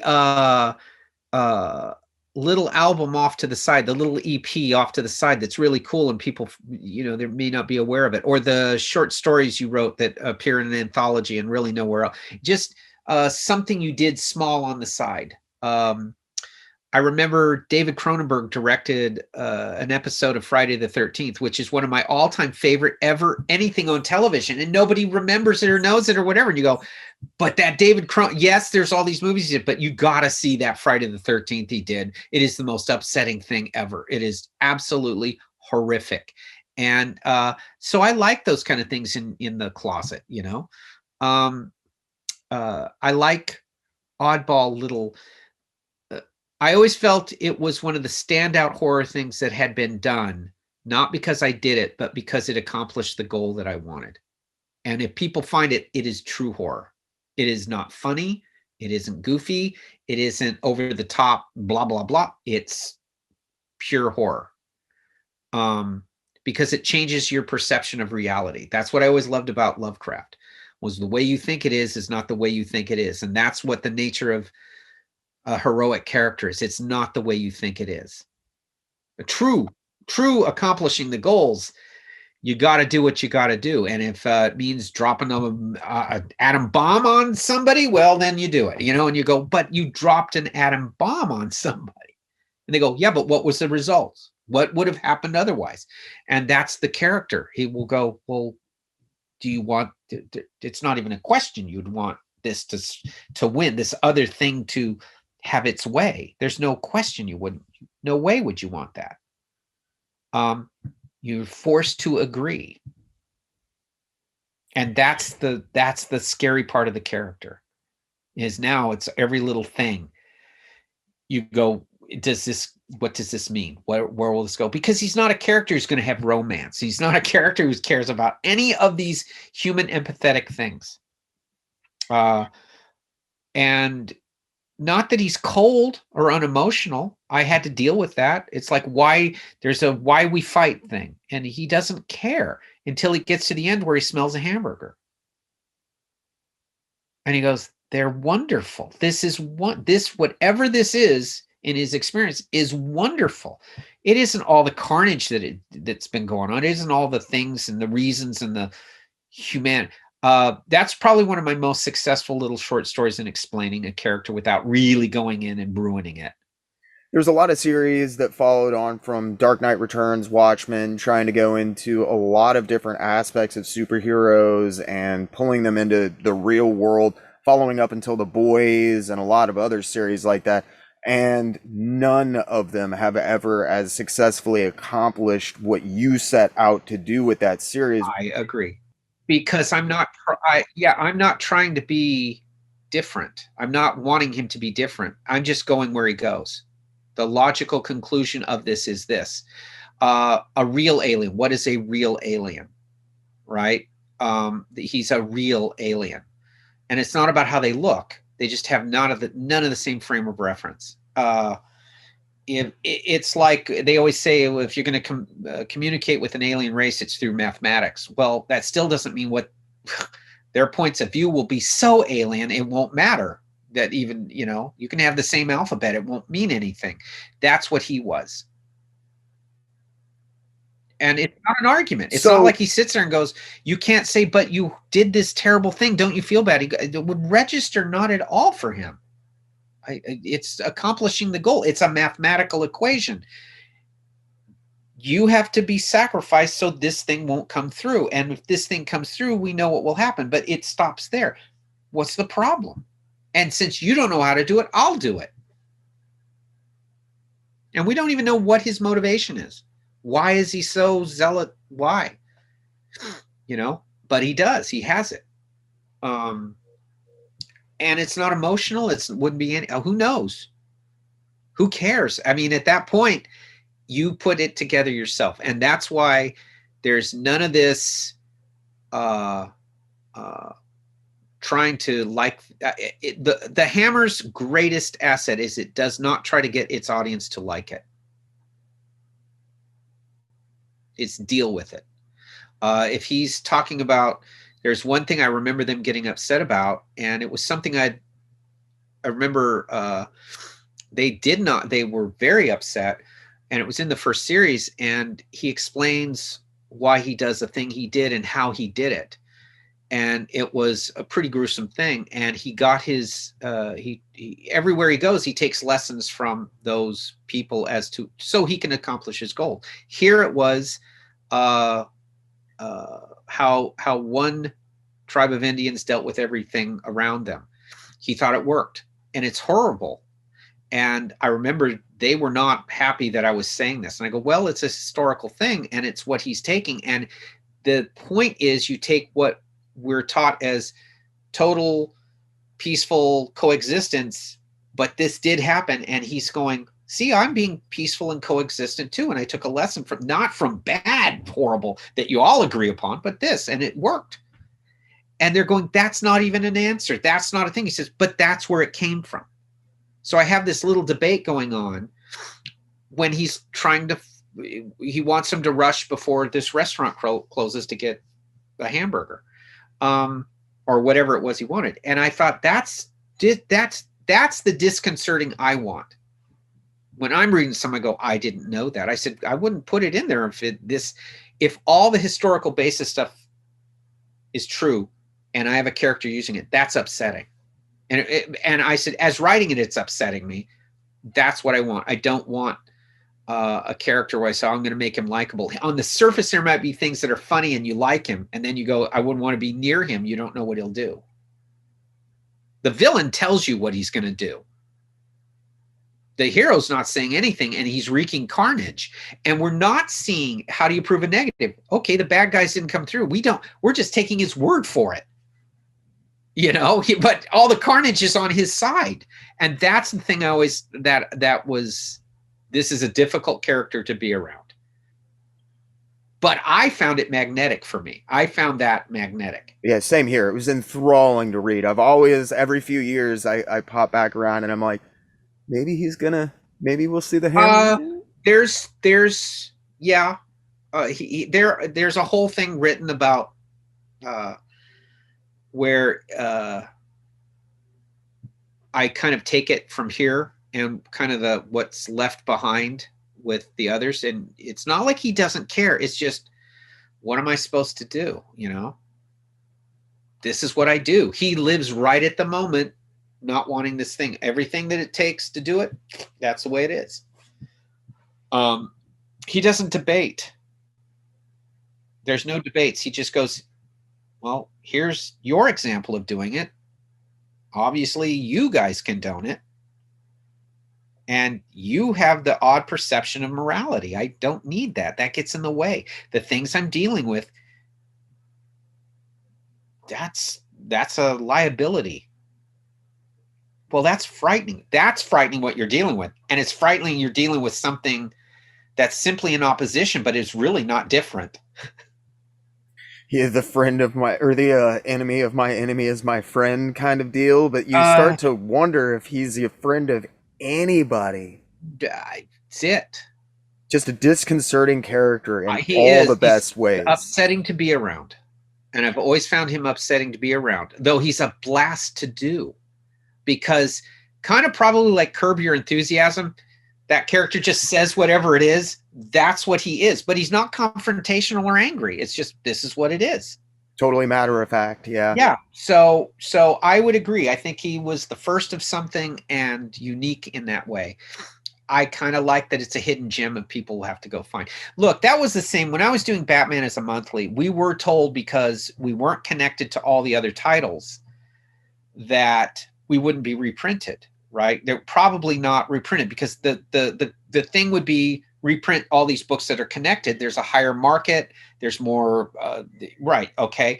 And they wouldn't say it as a threat. It was just like, well, you do know that if you connect, you can. If you're not, you're just not going to be on our. That's why there's a big, like 15, 16, 17 years from when we did it to when they started, they put it out in a hardcover. And that was only because DC would ask retailers, what do you think we should reprint? And that was always on the list. This is what they said. It was always on the list. And you really didn't see anything reprinted. They reprinted it. It sold out in a couple of days. They did, most print runs for hardcovers were like a couple thousand. This was 9,000 copies. And it sold out in just those few days. They did it again with the volume 2, and the same thing happened. And now they're out of print and very hard to get. The thing that was also good was DC did a thing I liked.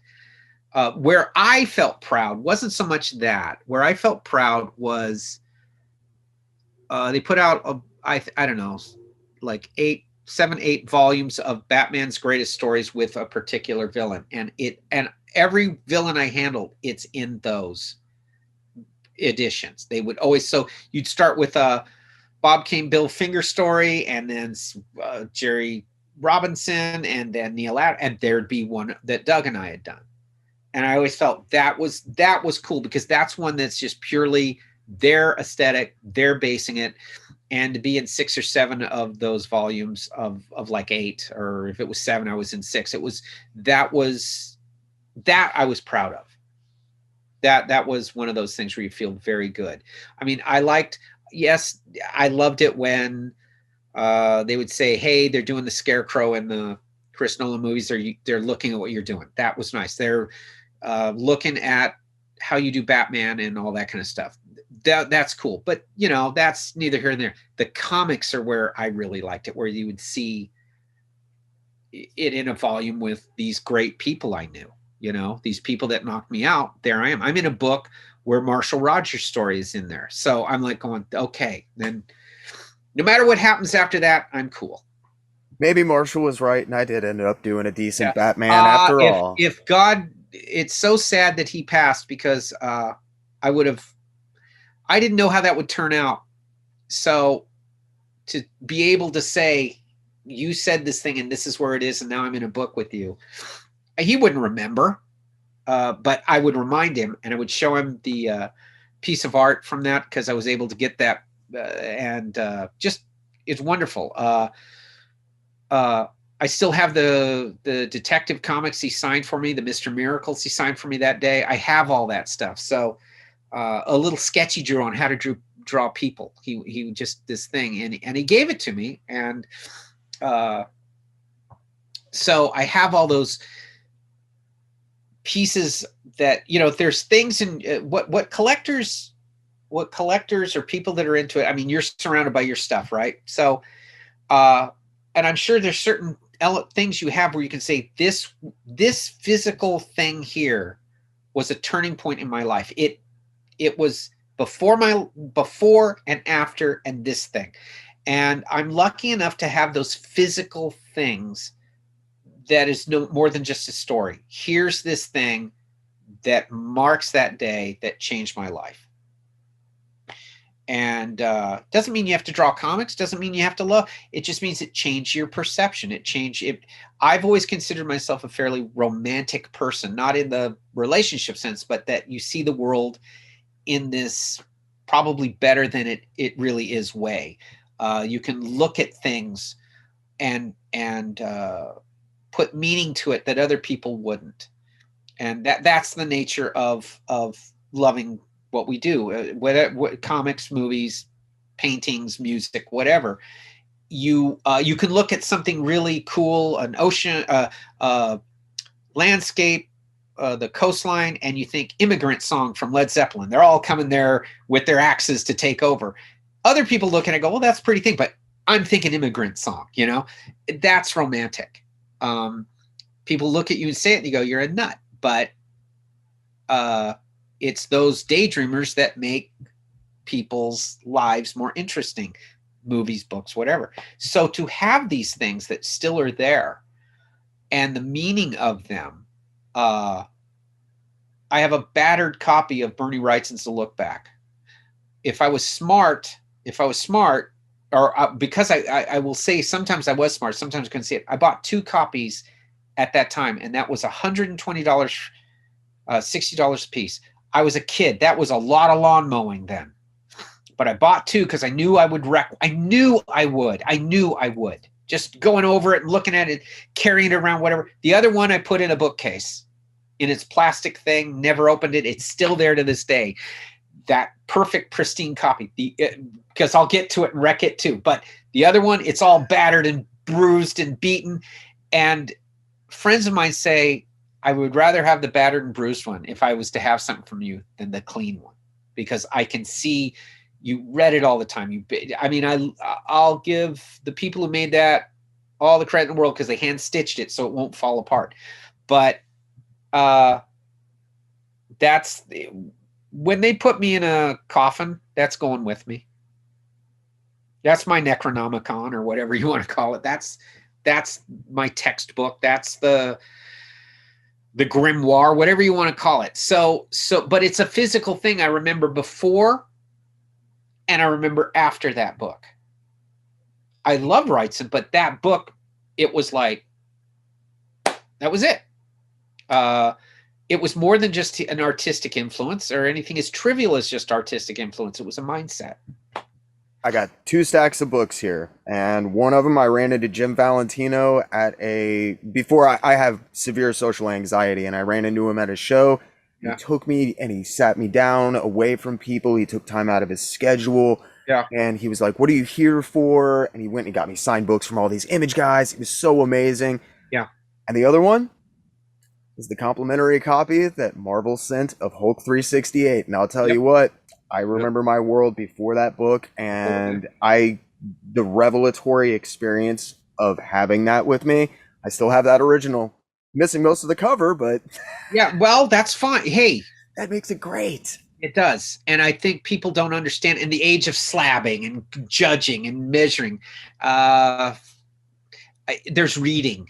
And I hear these people put it in a slab to never be opened. And what's the point? It's the smell. And there's the romantic nature of it, the smell of it, the letters page, the ads, just the physical printing of something.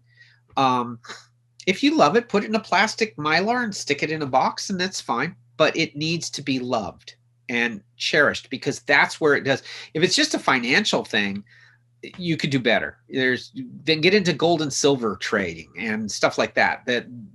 Collect old coins. Those things do it. But this is different, and it's eccentric, and it's wonderful, and it's tactile, and it's ice. It is. If you say you have social anxiety, well, one of the best things is you're alone reading a comic book, which everybody else is reading. So you're connected, but you're not in that environment. So you can talk it, and you have a door open to people already.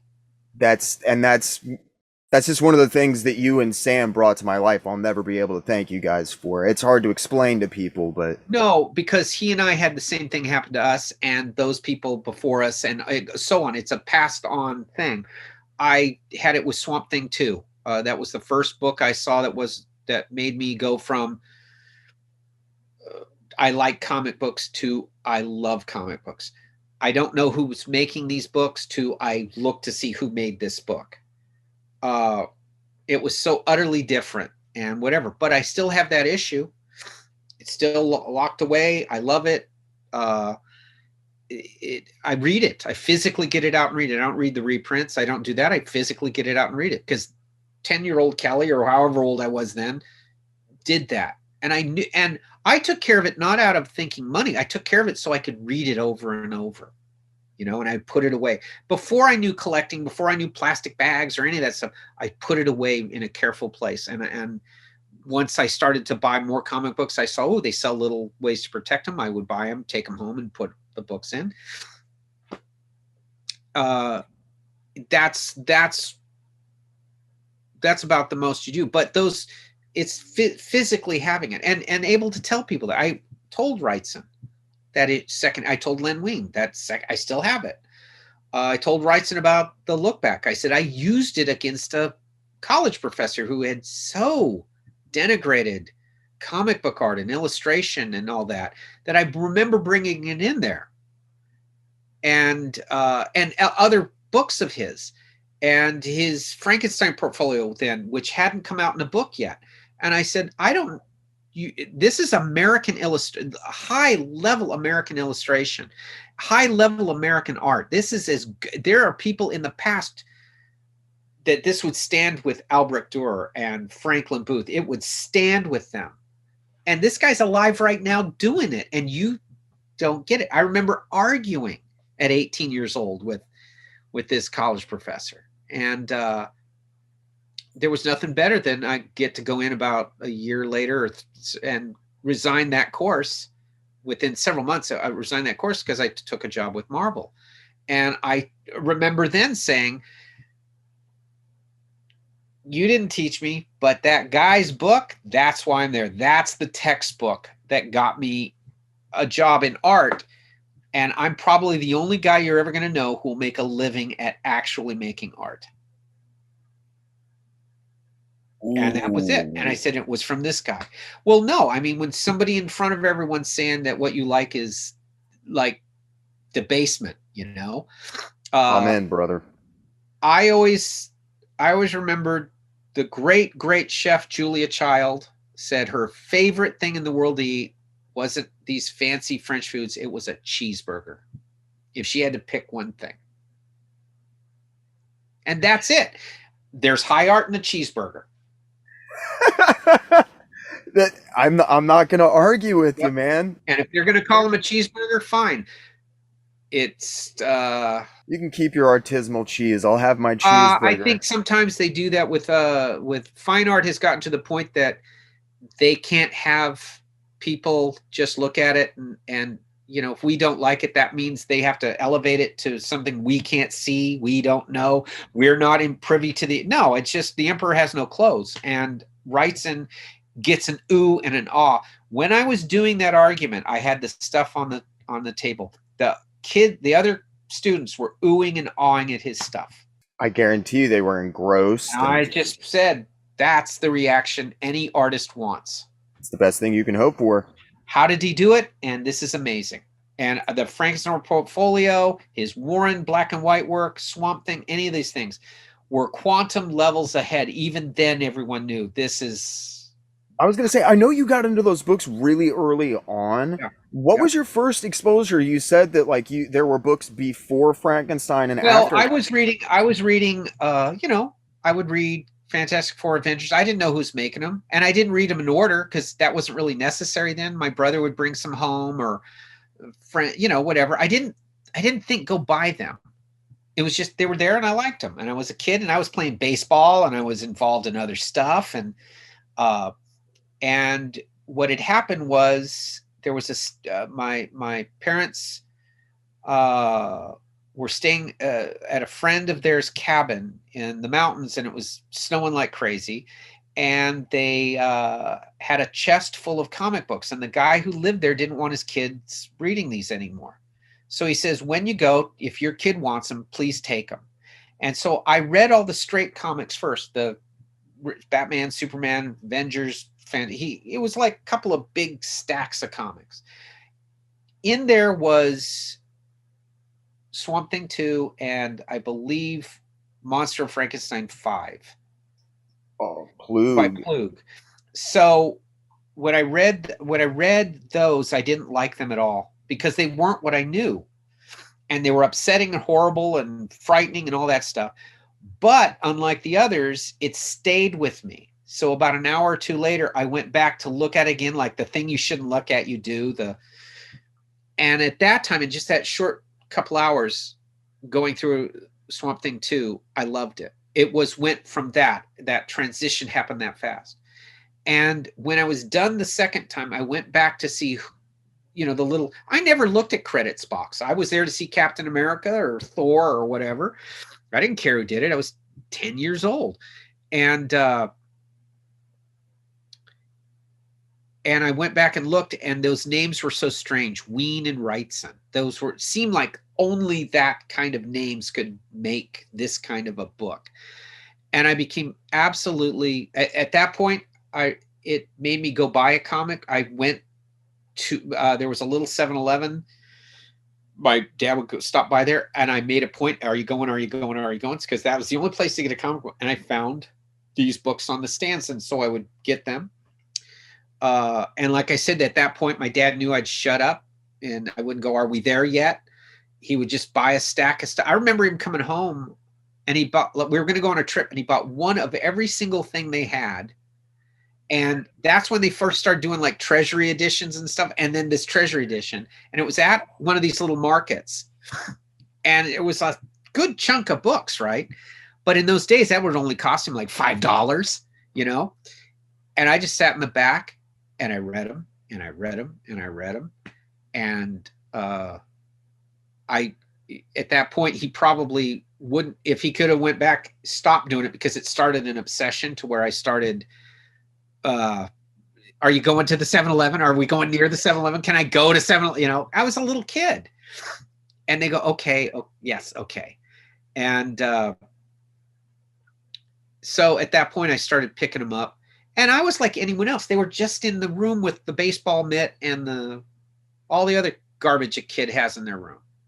So I had that typical kids, you know, the old Daisy BB ad. If you want a BB gun, clean your room. My room was I didn't want a BB gun. I wanted more comic books. So, but that was the thing, was I became obsessed with it for those wonderful years where everything kind of comes together. The beauty of it, and the beauty of comic books, and it's why I hate them in slabs, is in those days, it gave you an identity. That here you have a thing you love. Here's a thing you'll sacrifice for. You'll work your ass off for. You love it so much you don't even care if other kids make fun of you for reading them. You don't even care what, it doesn't matter. And it makes you immune in the sense that you will do nothing to jeopardize the influx of comics. So you behave, you do your homework, you do your chores. You all of your friends are socially unacceptable because they're all the same as you. But they're the friends you have to this day. They're still the friends I made then, I still have. All the other ones are passing acquaintances as you go. But we all still remember, with badges of honor and humor, people making fun. You're on the bus reading a comic book, or you even talked about a comic book, you know, because that's something that little kids do. Okay, I was fine. I loved it so much. I was immune. Stuff bounced off me like Superman. And then later on, you get a little older and people start to, then it doesn't matter anymore. And it's just, that was fine. But I think kids need that. Your own identity. World is what it is. I don't ask the world to be nice to me. I don't ask the world to do that. The world isn't supposed to do that. I'm supposed to make armor. And if you are lucky enough to find that thing that provides it, for me, it was comic books as a kid. And it developed into getting Conan books that had Frazetta on. I remember buying those. I remember I was buying one of those at one of those, like not a 7-Eleven, but it was a convenience store, because they had the rack of paperbacks. And the guy had to look at it and ask his wife, should I sell it to him? Because this girl looks naked on the cover. It was one of those Conan books, you know, not the violence, not he's stabbing things. It's this girl looks naked. Should he see this naked girl? And I'm like going, oh, please just let me have that book, you know? But those are the things. And if the world is, it makes you feel better. Later on, that you said, the battles I needed, I got as a kid, getting that Frazetta book, or getting those comic books, or trying to find where could I get the Warren books, because they were hard to get. So you had to physically go hunt them down, find a way to get there and buy them. So all those little things, I was prepared for life much more by loving and pursuing comic books than anything else at that. I mean, I had kids in school doing stupid stuff because they were stupid. I never did. It was like comics. Don't you know? That's so interesting to hear you talk about your ethos going in and becoming a fan of comics and building this armor and your own identity and being proud of that. Yeah, And then how that served you so well going into your artistic career in well, there was comics. things I knew. There was things I knew. When you go into that, it helped develop me wanting to draw. I just like to draw. I didn't think one day I'll draw comics. I just like to draw. So I got to be known as the best artist in school. So there's an identity. So of course, If they said if they would make fun of me for liking comics, I remember ordering Marvel T-shirts in the back of the comics so I could wear them at school. Okay, so when that would happen, I wouldn't say, "Oh," I would go, "Okay." Next day, I had my Hulk T-shirt on, or Fantastic Four is the one I remember, and I would go wearing that shirt. And what happens is people respect that. Even as kids, you go, "Okay," you know. And if someone would ask me something or make fun, I would go with it. I didn't have a I didn't get, "Oh, I'm the," no, I loved it that much.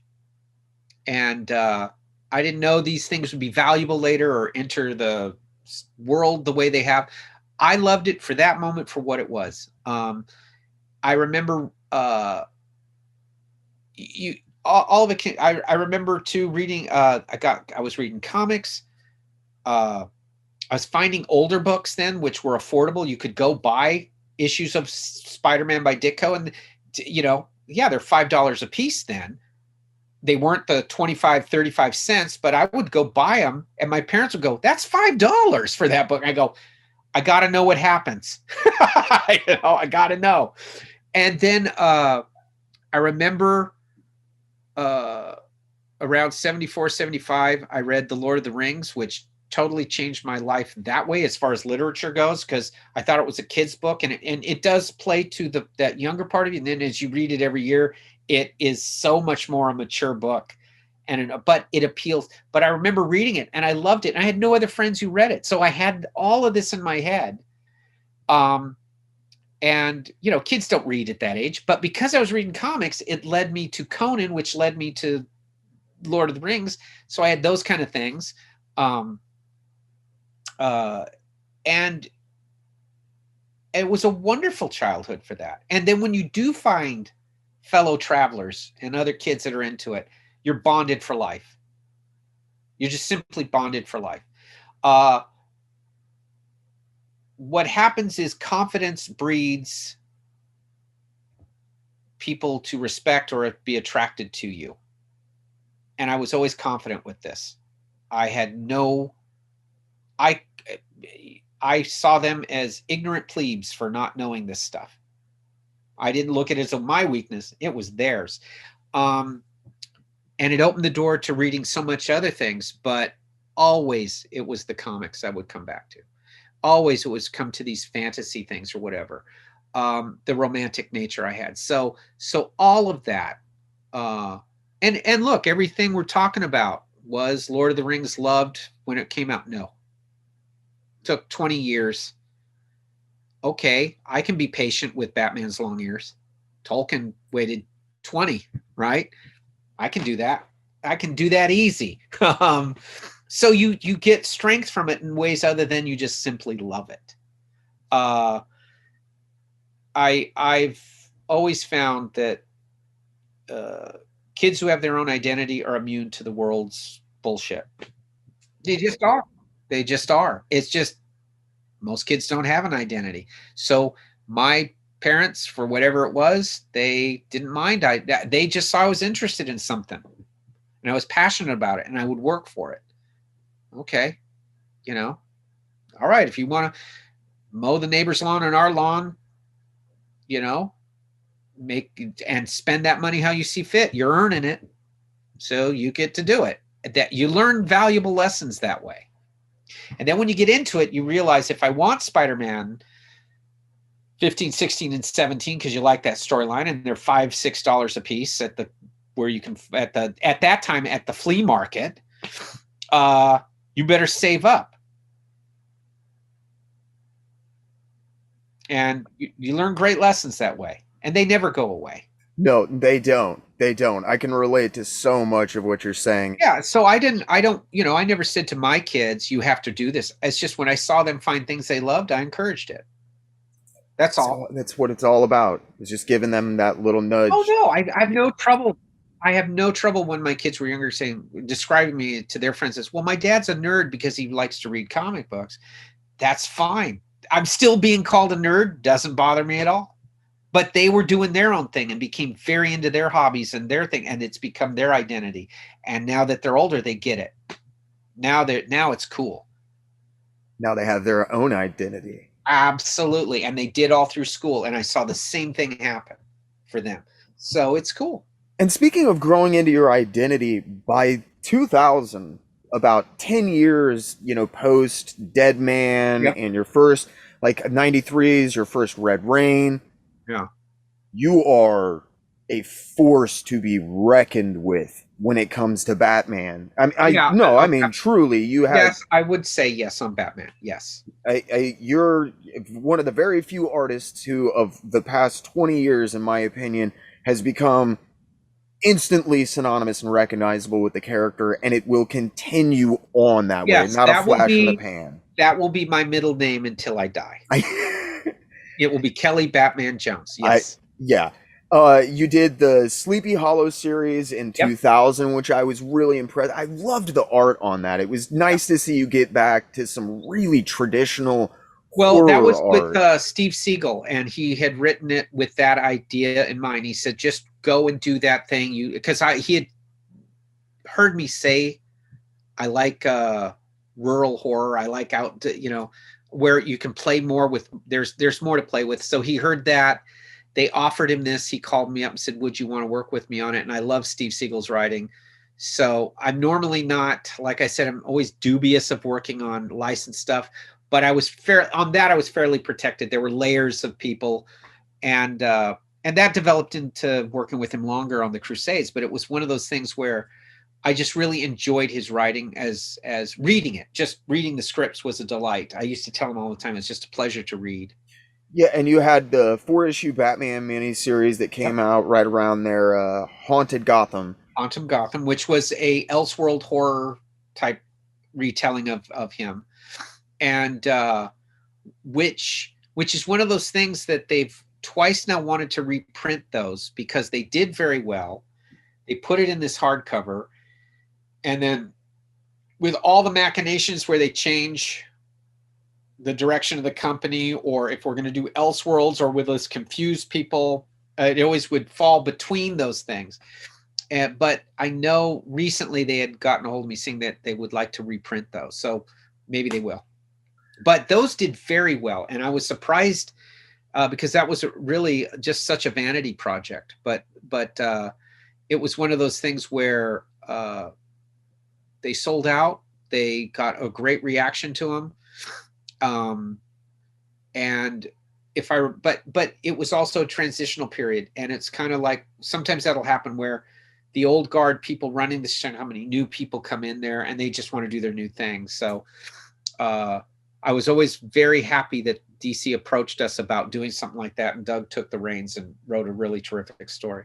It was an amazing series. I'm really hoping now that DC is starting to solidify Black Label, and Yep. that's starting to pull in all the Elseworld stuff. I Yep. am hoping and Yep. hoping. Recently they put out Elseworlds in these little volumes, and I can tell you the ones with the vampire were sold out immediately.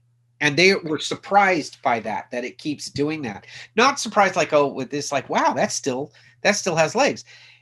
I just think you say vampire and Batman together, that's chocolate and peanut butter, and it's like pizza. It's perfect. It's a perfect idea. So and one they should really take advantage of. They should do, if I were them, I would say, we're going to start a book of Batman vampire stories. I don't even have to be included. Just they have it right there. They've set themselves up for that. I mean, it's part of regular DC continuity now. For like anybody who doesn't know, they brought you in for two separate series.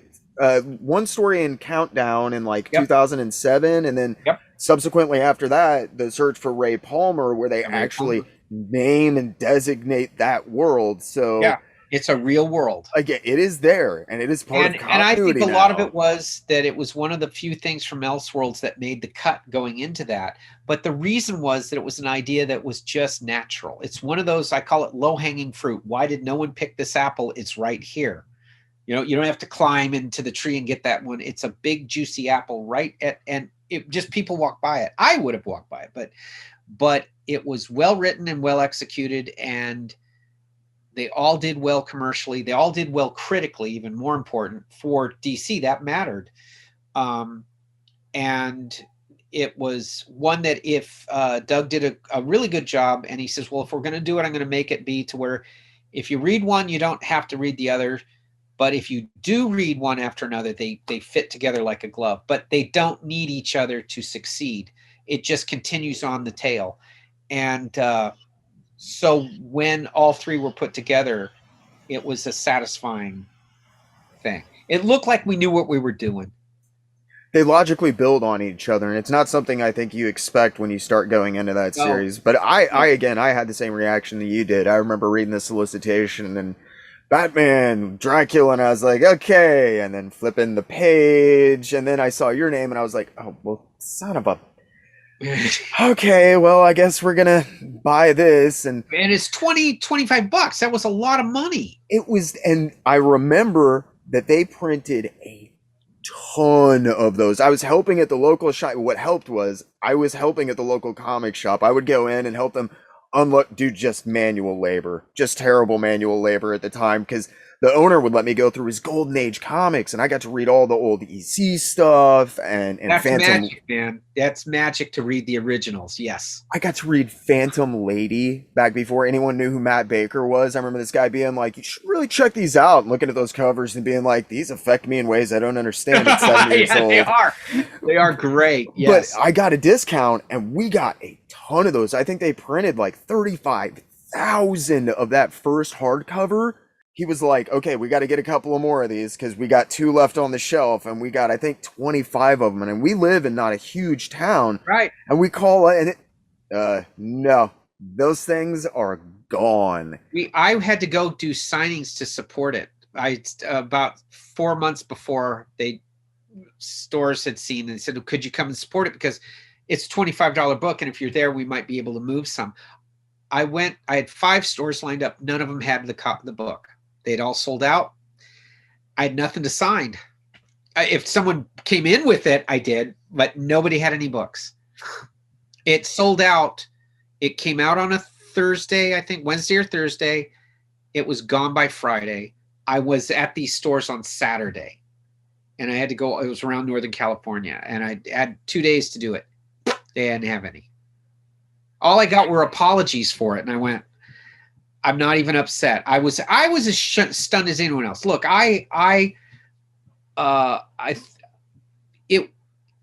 know who was thinking at DC, but they weren't, and they had it come out the same ship day as Simon Bisley's Batman Judge Dredd. So I thought, well, that's the end of me. That's like, you don't put 2 things out at the same day, especially $25 book against Simon Bisley. So when it came out and sold as fast as it did, it shocked me. I mean, I was literally shocked that happened. So yes, to this day, if there's a shock to me, that one was, because Friday DC called and said, the only copies that are extra, we have some, and we're doling them out that they had. And they probably had like 200 copies, and they were doling them out to people they knew as a special thing. That's so cool. Yeah, it was. And none of it was expected. Not from the company, not from me. The only one I knew who was voicing that, and that's probably was Doug Minch, but he was confident. He was always a confident guy. So he would say, Kelley, this is going to do great. Kelley, this is going to do great. And I'd say, have you seen Simon and Alan Grant's Judge Dredd book with Batman? It's phenomenal. He says, I've seen it, and it's phenomenal. It's going to do great. They'll both do great, but we're going to shock them because no one expects this. And that will create an energy to where people will have to have it. And I just thought, yeah, right, whatever. He was right. No, he was. I remember people filtering in that week, and they'd have that Bisley book in their hands, and they were both prestige, and they were both expensive. And then they'd see that Red Rain book, and you'd see him go over, and they'd flip it over and look at the price, and then you weighing the 2 books. You have to do that. Yes, you do. But I can't tell you how many people put that Bisley book back on the shelf. Well, probably because the hardcover was just flying up then. And then what happens is like that herd mentality, you know, all of a sudden everyone, it was just, that happens. And I was very lucky that had happened. Even when a book does well, that is rare. And I was stunned at that. To this day, it's still, I'm glad I went through it. A lot of guys never get that moment. That was a rare moment. I've been doing this a long time. It was unexpected, out of the blue, and one of those shocking moments that's just totally pleasant. Every once in a while, those things happen. That was a big one. Career-wise, I was pretty much, I think, because I'd done Dead Man and Sandman, and so you're thought of that way, and then this happened, and it goes, then it's not you're toward this character or that genre, you're just you.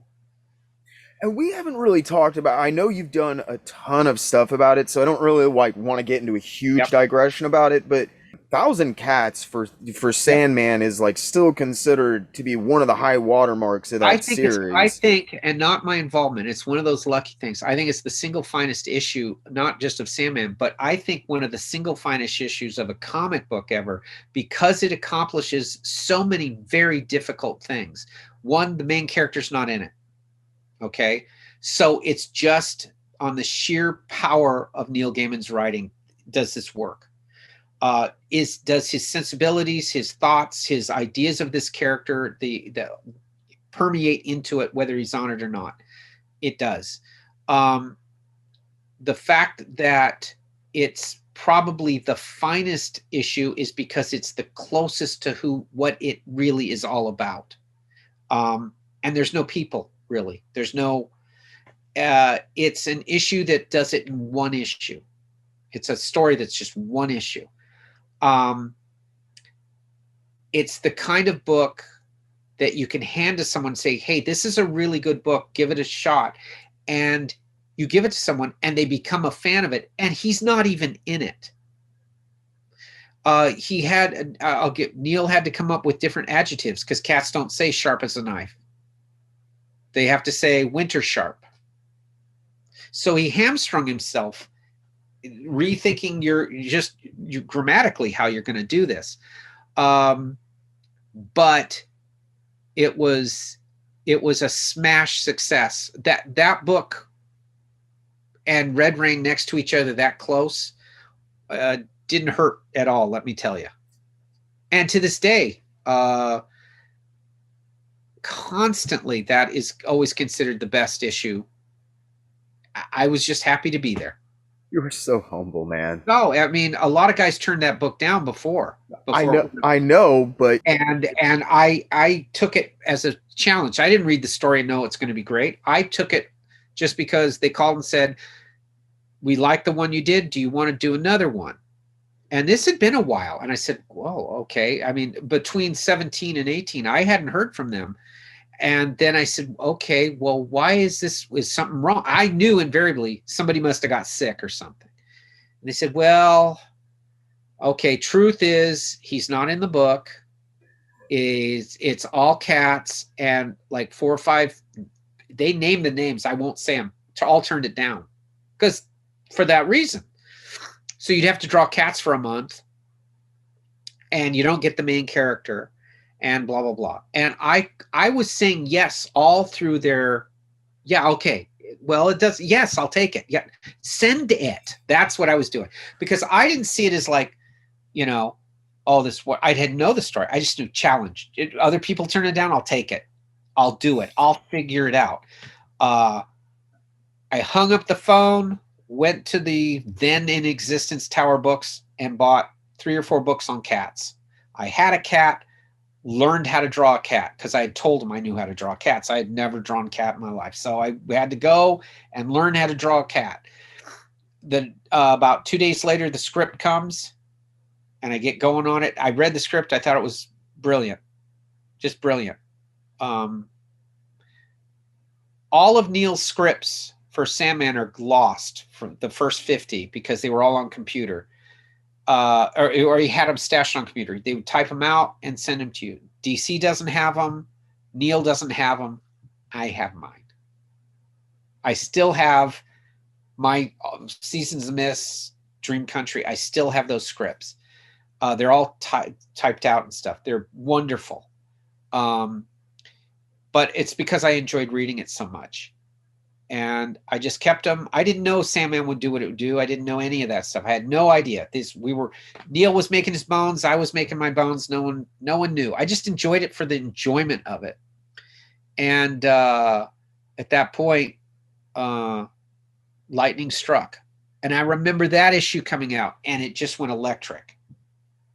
I had some people I knew who were dubious of my abilities at that time, and they called and said, okay, you win. This is really terrific. So, it's one of those things that you're grateful for, to be on it. And then, like I said, a year or so later, Red Rain comes out. Grateful to be on it. I always feel that on a great story, anyone could draw it.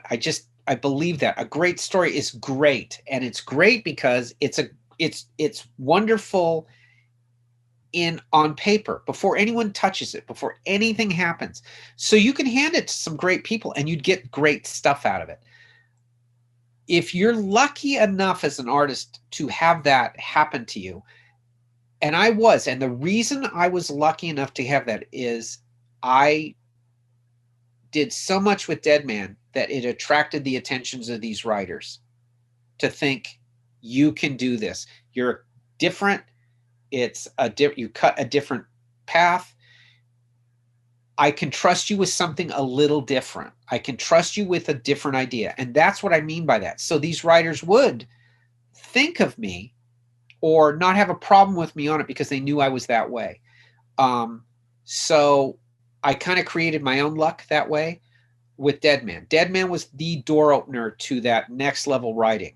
That is, next level writers allowed you a certain amount of freedom.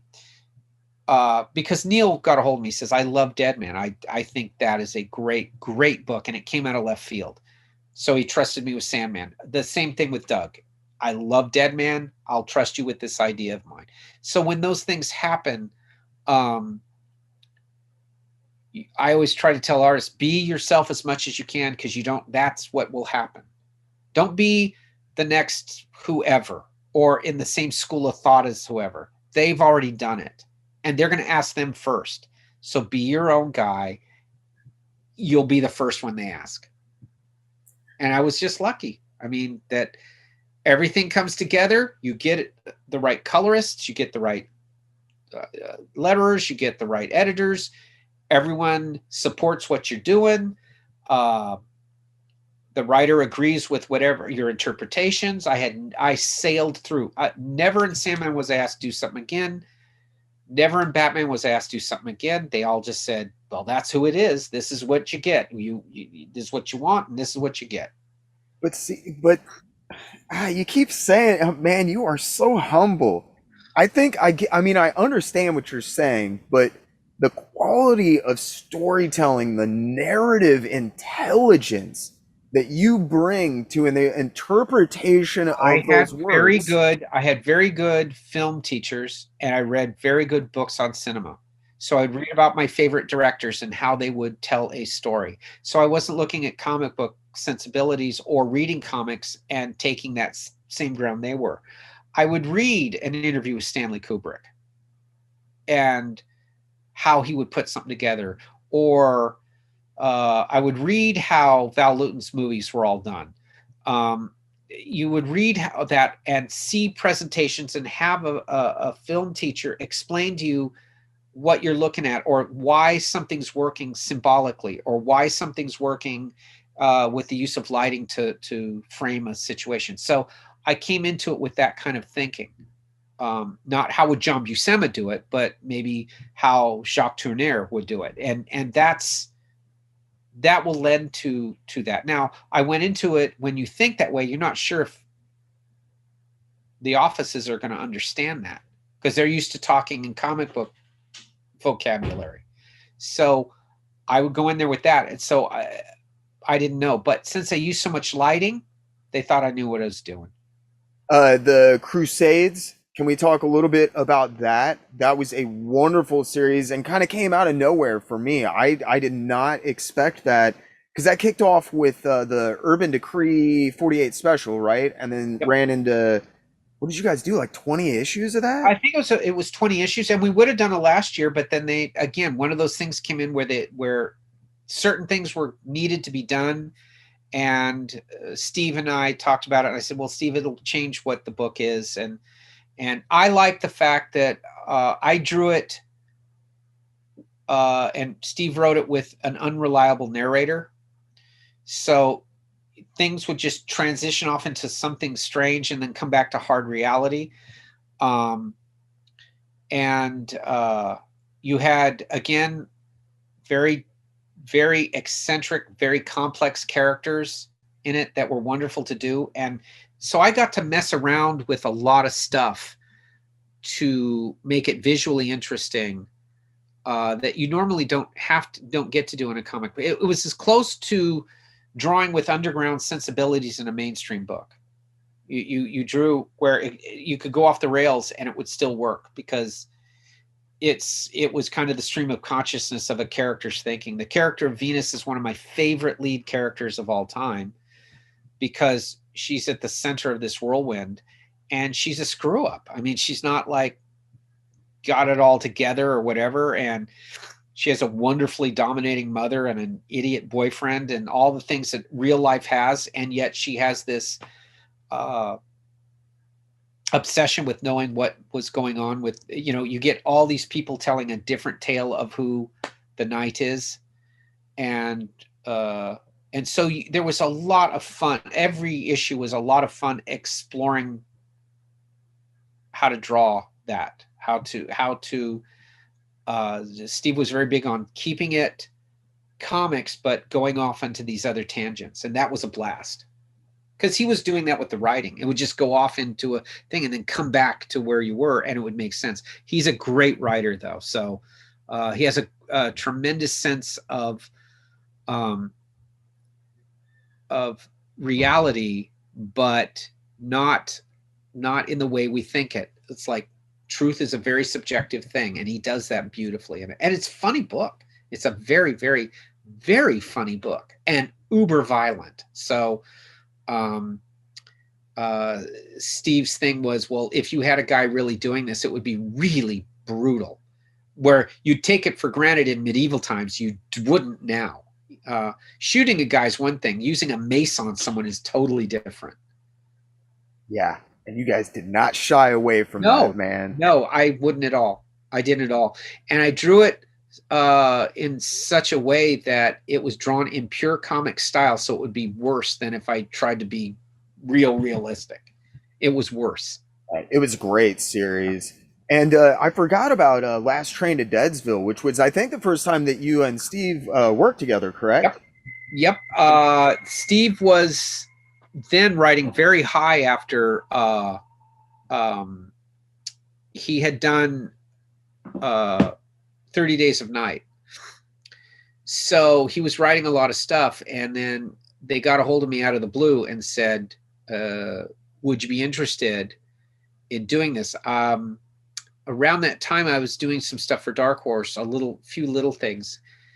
And I said, and I hadn't seen 30 Days of Night. So they sent me a copy, and I really liked it.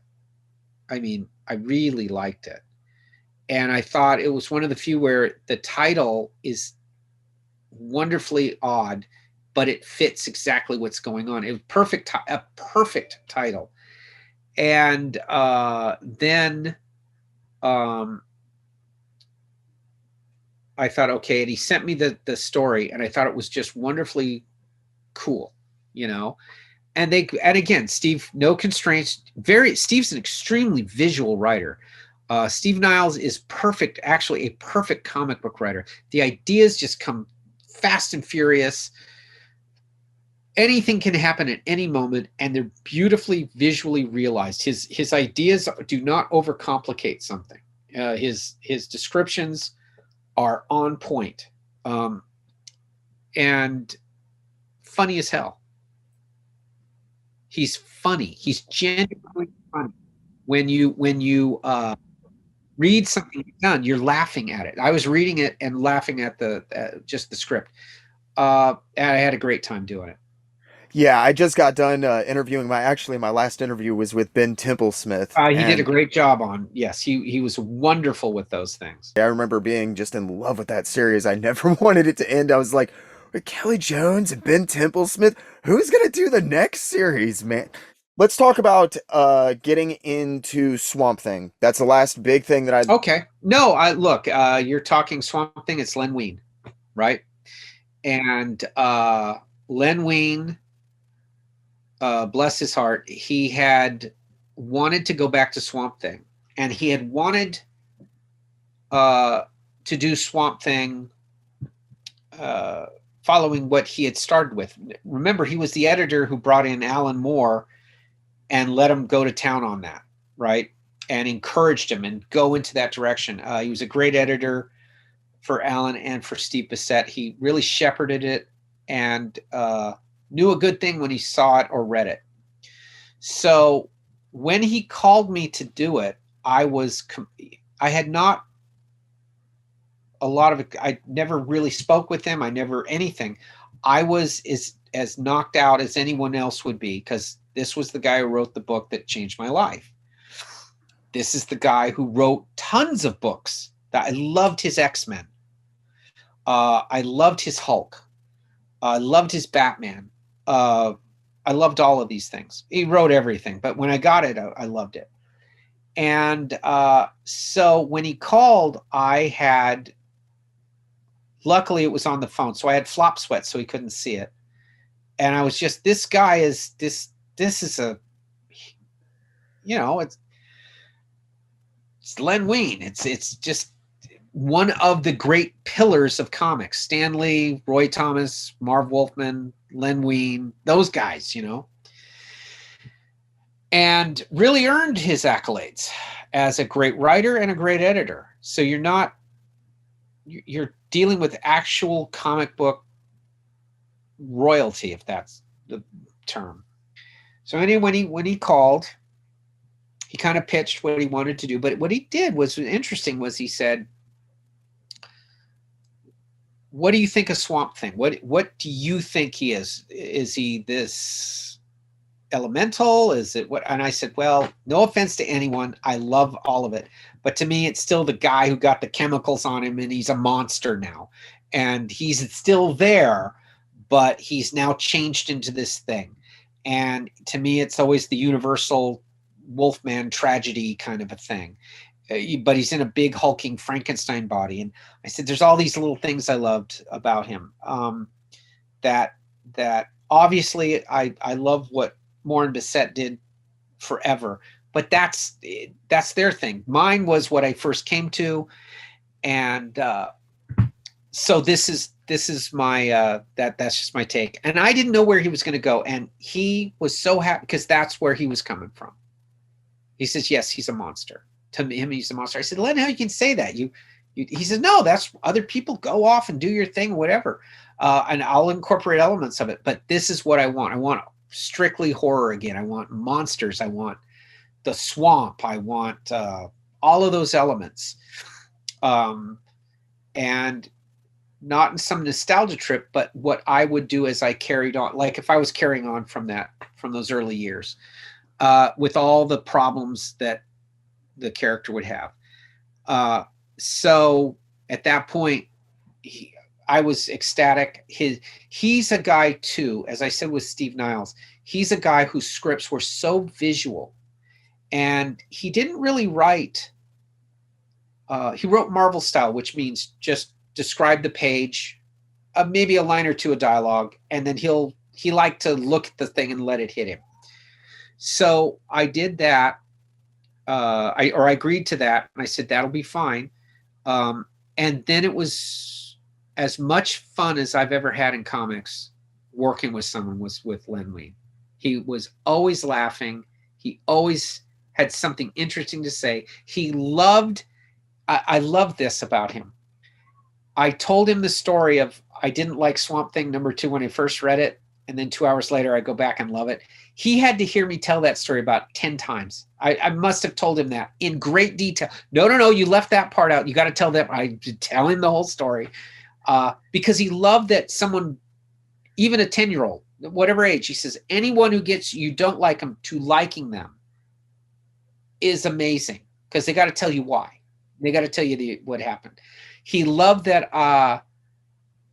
He loved that I told him the story, that I still had the book, and it's like, I take care of it. I've never, and all my moves and everything I've done, it's in the same condition I had it, and never lost it or anything. Because when you move, you lose stuff. Look at your room. You move, you're going to lose something. And I told him once I lost my wedding ring, couldn't find it. Never bothered me. I went and bought a new one. Told my wife, I can't find it. I don't know where it is. But I made the mistake of telling her, I said, it isn't like I lost Swamp Thing 2 where I would be devastated. I said, that I can't replace. That one issue I'll never get again, but I can get a piece of gold and that's fine.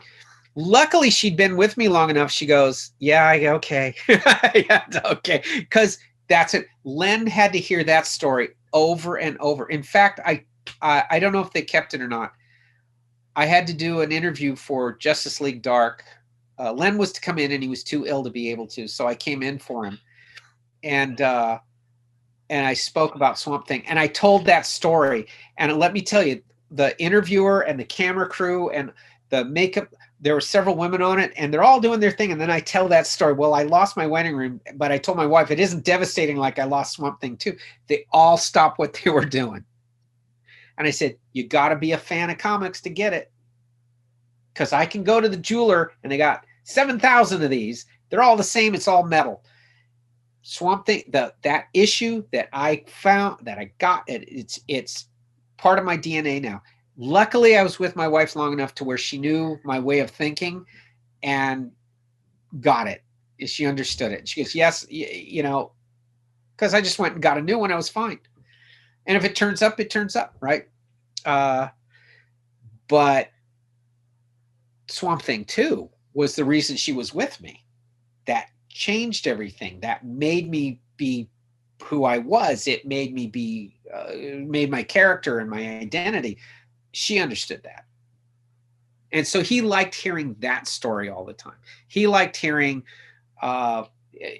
he says, have you told Bernie that? And I said, yes, I told Bernie that story, that I didn't like it. And then I did. I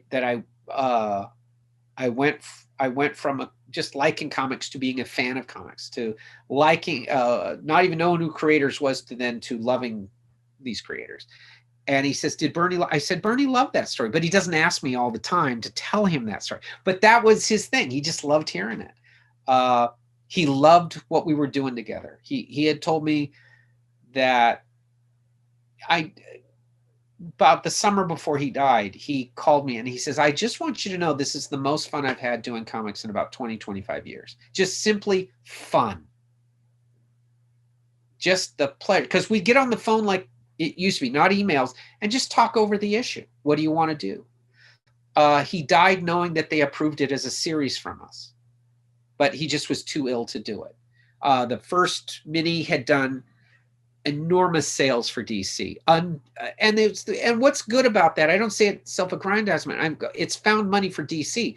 It wasn't Batman. It isn't some major event. It was a Swamp Thing book that was not even the main what they do. It was what, and the book sold through so much so that when he called and said he wanted to do it, hey, he was always great. He'd call DC and say, hey, I'm looking at the sales. You got to be looking at the sales. And they said, Len, we're going to, if you want, we'll do a series. Yes, we see it.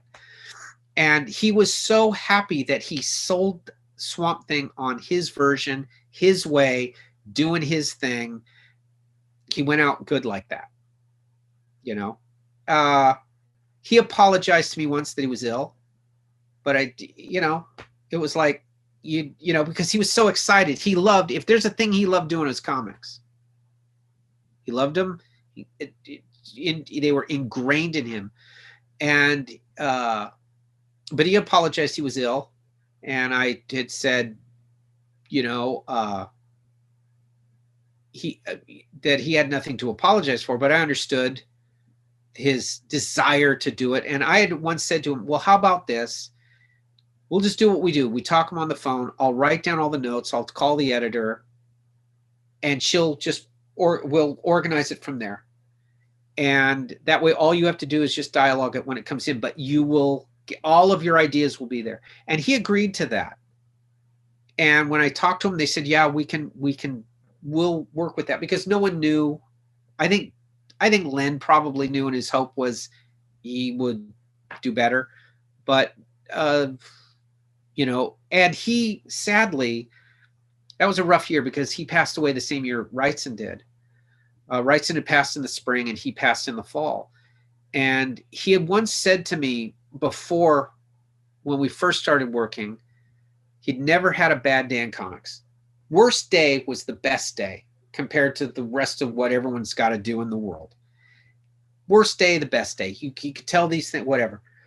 But he did call. They didn't tell him Bernie had died until a few days later because he was undergoing his own medical stuff. So they didn't want to tell him until he had gotten through procedures he had, and then he was okay. So then they told him, and I remember him calling me and just saying, that's the only really bad day I've had in comics, was Bernie passing. And then he told me all these Bernie stories and all the wonderful and how maddening and how all the great stuff, but he wanted me to know all this stuff. So he spent a long time. He'd get tired very quickly because he had to be on dialysis, and that could wear you out. So, but he would tell me all these things. So I got to hear all these wonderful stories. Some of them I knew already, but it was funny to hear his take on it.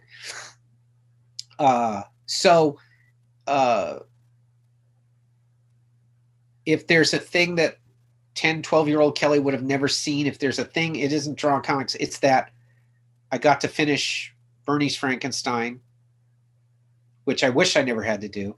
And I finished Len Wein's last script, which was Swamp Thing. And both were published as they were, both within the same year. It was, as honors go, they both asked me to do it, so no award will beat that. No amount of money will beat that. Nothing beats that. That of all the people, they chose me. And it came from the fact that I simply loved that, what they did so much. It never left me. So they could see it. Len used to call me all the time and tell me, I still see it there. It's you, it's all, but I see all the things I loved are there. And Wrightson used to say the same thing. Wrightson had this great scalpel eye to break something down. He was a very polite guy, whatever, but he could break it down. He could see stuff. You always felt better if Wrightson liked what you did. He would always be polite, but when he sat you down and broke it down, you felt like, God, this guy, he didn't miss a trick, you know? But to have that in that last year it was an awful year. I'll be honest with you. It was an awful, awful year. I was used to speaking to Len all the time. And Bernie and I had gotten to where we were trading stuff about, oddly enough, cooking shows and old monster movies. So there was this weird thing going on, and it was very, very sad is not the word. You can't ask someone, they both had such health problems. It's unfair to ask people to endure through that. You can't do that to them, and you have to let them go, and you have to tell them it's okay. And so when Bernie had said, can you take over and finish this for me? I knew he was saying he was dying. He didn't have to say it. I knew it. No artist lets that go. You don't let your life's passion go. Frankenstein was his life's passion. He didn't have to tell me. Of course I said yes. And I hung up the phone and was devastated. I was white. And I remember my wife saying, what happened? And you're drained, just white, because I knew what it meant. And when I spoke to Steve Niles and IDW, of course I said yes, I would do it. And then that was the hardest job to get started, because I knew that once I got started, it would be the end. It would be the real end of Wrightson's new work. It would be the real end of something. It would be a marking point of the end of an era, just as reading Swamp Thing 2 was the beginning. This would be the end. So that one took me about 2 weeks to get in a headspace to do that. There'd be days, I've never had this happen, where I would sit down at the board, I'd make a cup of coffee, and 4 hours would go by and nothing would happen because I knew psychologists would tell you, well, as soon as you start, you're letting go. And I finally just had to do it because his legacy. I wanted all of his books to come out, and it was his dream, and okay. And then Len, when that happened, Len had become so ill that he did not, on that last issue, he miscounted the page numbers. There was too many pages to it. He just lost, while he was doing it because he had so many problems. And they asked me about it because they didn't know what was going to turn out. And I said, well, I can do it to where everything will be in there. I'll just move some stuff around. I'll get it all to work. And to DC's credit, he passed away. To DC's credit, they said, don't change anything. We'll just draw it as he wrote it. There's no dialogue, so we'll just print the plot next to it, and it will be a love letter to Len. And they did it a couple of times. They did it in the Swamp Thing special, and they reprinted it in the best stories of Len for DC. And that was all in a year. That was all in a very short span of time. I have to say that was,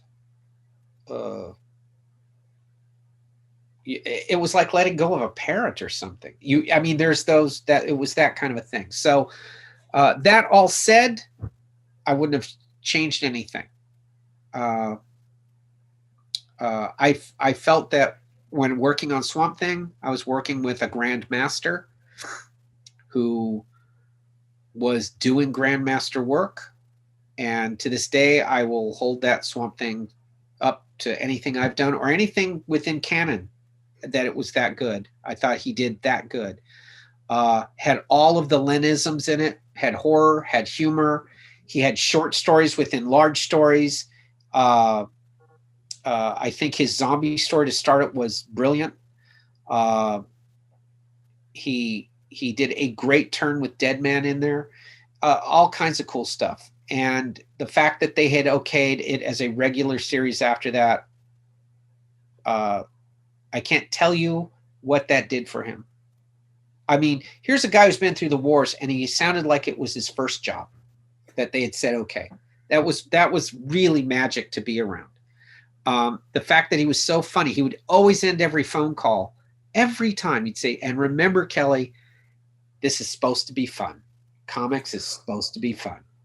And that was it. And then you go, I'll see you. I still have his last message on my phone machine. I will never delete it, and he sounded very tired, very weak, but even with that, he had all of that energy, all of that excitement, all of that 17-year-old kid was still in him. It was wonderful, actually. You always felt up after that. Thank you so much for sharing that. They have had an inexorable impact on my life. I grew up just loving their stuff, and unfortunately, I never got a chance to meet them, and I obviously don't know a lot of people that knew them well. Yeah. And that is, I might have cried a little bit. Well, that's okay. I remember my wife when it came down, especially when Len did. She says, "I feel like a really good friend." She only spoke to him briefly on the phone a few times, but she knew how I was speaking about him and how my days would be. And I would always say something funny he said, or something funny that was happening, or this wonderful bravado he had. You really feed on that. And his simple acceptance, I was a peer. I would say, Len, you did all these, and he would be very you're here because you earn it type of thing. You were here. He would always do this. And it was so sweet that he's trying to, hey, we're the same. We're not the same, but he's trying to do that, you know? I just said, okay, I'll shut up, but that's, you know, I'll accept you're being polite to me. I don't need it, but just understand that's how I operate, because you invented frickin' Wolverine and you did Swamp Thing, and I can't, you know, you brought the X-Men back as we know them and invented those characters. So no, you don't get to be a peer of that. You found Wrightson and made Swamp Thing. That's just that is like each one of those individual components was enough to be a legend, much less you found and put Alan Moore into Swamp Thing. I mean, which changed the course of comics again. So no, we're not peers, but we're in the same thing, and I'm just you know, it was a pleasure to be around that. It was a pleasure to read that last series, knowing how Lynn was doing and being such a big Swamp Thing fan. And I do, again, I'm a lot like you. I love Alan Moore's stuff. I I love do. what he did with the character, but I think it's of a time and a place, and I think that that's Alan Moore's time and Todd Levin's place, and you know, Bissett's Yeah, place. I will say that what makes a classic is if you read it now, does it still work that way? And those issues that Len did with Bernie work that way. If you read it now, it could come out now. And you're right, that doesn't denigrate Alan Moore or anything. Alan did comic changing work on that book. It changed the river of comics. And I still think some of the finest reads I've had were in that. The vampires at the bottom of that lake will always be creepy as hell to me. They're just wonderful things. But he has so many great things in there. But I ultimately, yes, I think it's just that you had two guys at the peak of form that I would say Wein and Wrightson didn't agree on everything, but that's like Lennon and McCartney. But the thing that happened was greater than the sum. And they recognized that. They knew it. They knew it.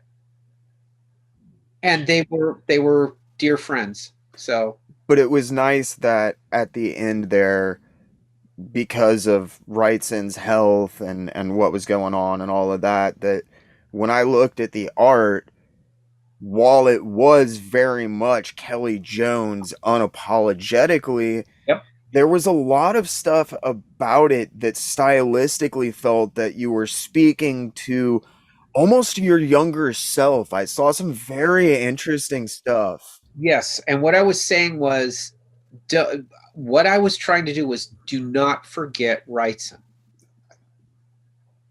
And so I had to go back and normally I don't do this. I do Batman. I went and reread him again. One, it juiced me, right? I'm working with the guy and he said I might pull elements out. So I wanted to be familiar.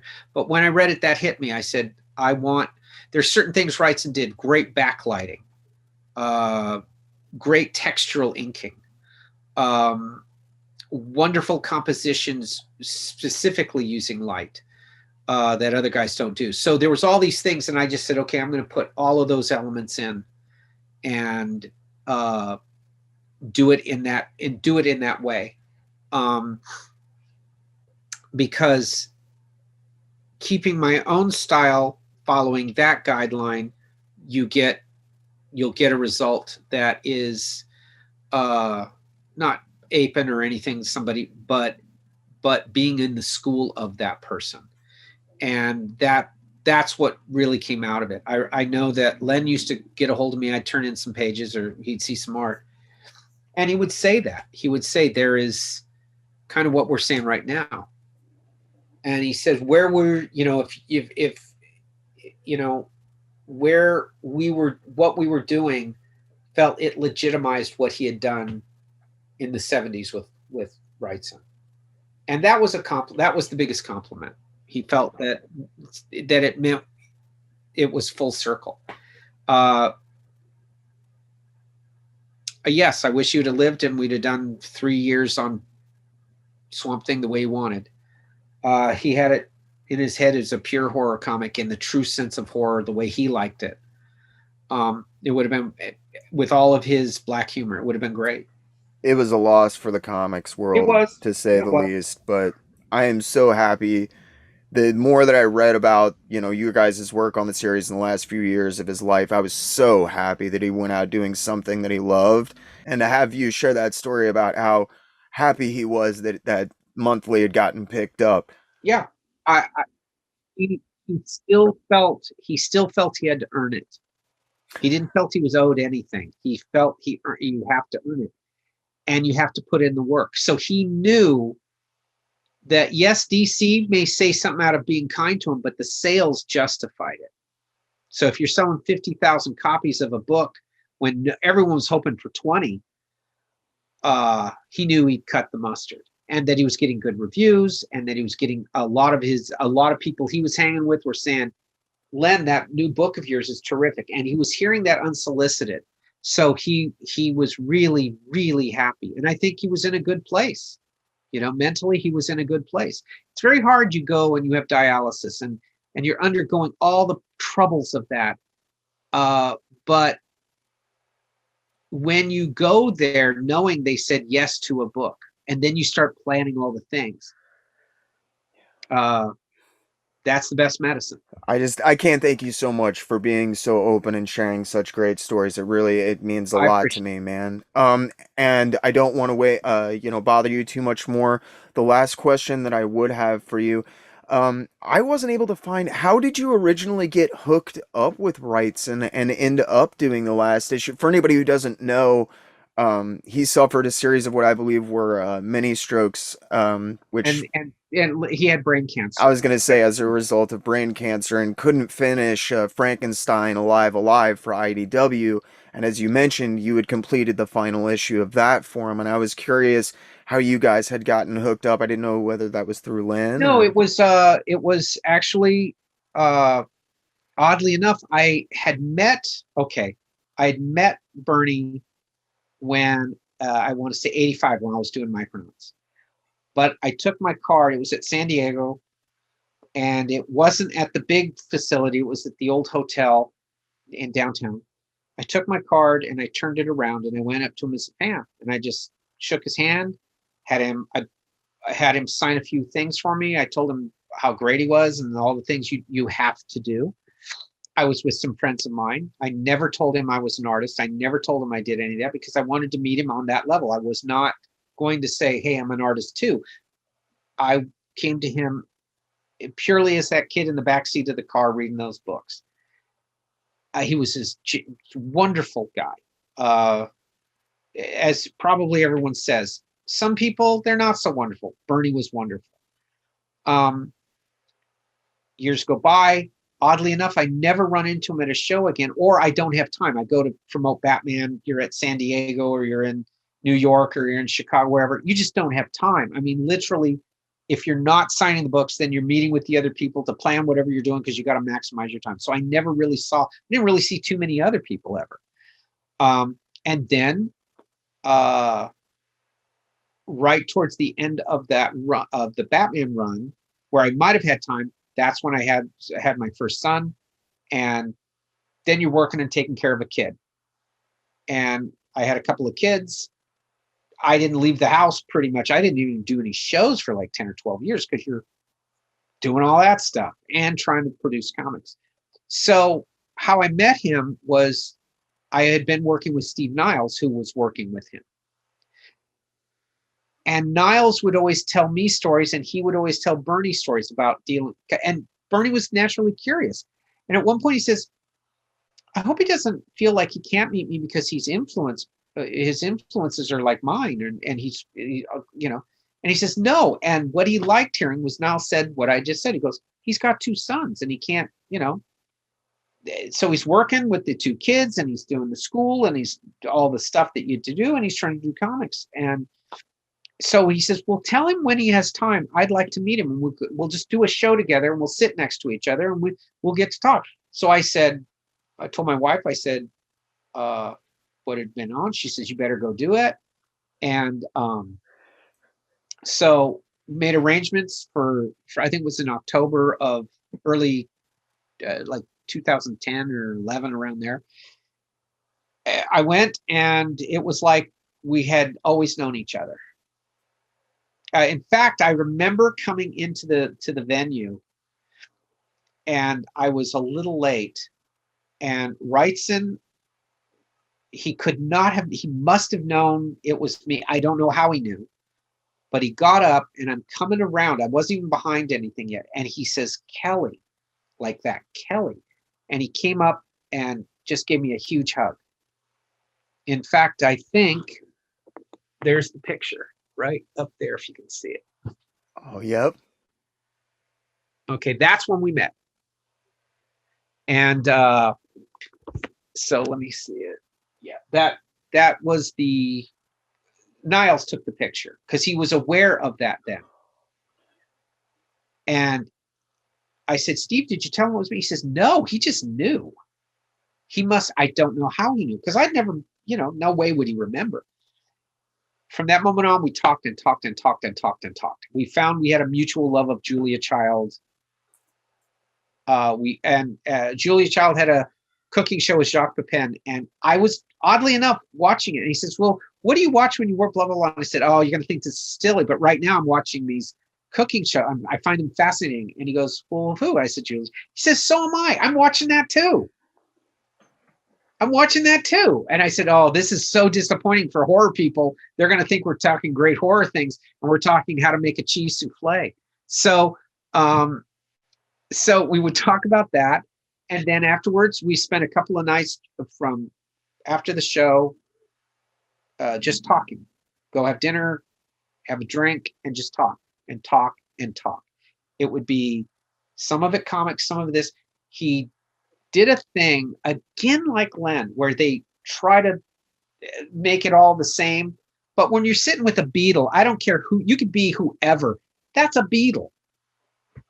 It's a Beatle. So I can be Eric Clapton. I'm not a Beatle. Okay, that's just it. So they're aware of that, though. The Beatles were always aware of it and tried to lower the field and be okay. So he did a thing that to this day is wonderful, where before I could get into my I love you and this, and he started a billion times before, he did it to me. He says, let me tell you what I think of Dead Man. And he went on about Dead Man and how it was an idea he wished he would have had. It was an obvious idea, how he didn't think of it, blah, blah, blah. Then he went on about Batman, he did a great Batman, but he says, and he broke down Batman. Because he did big ears and a weird cat. But he said, no, he broke it all down.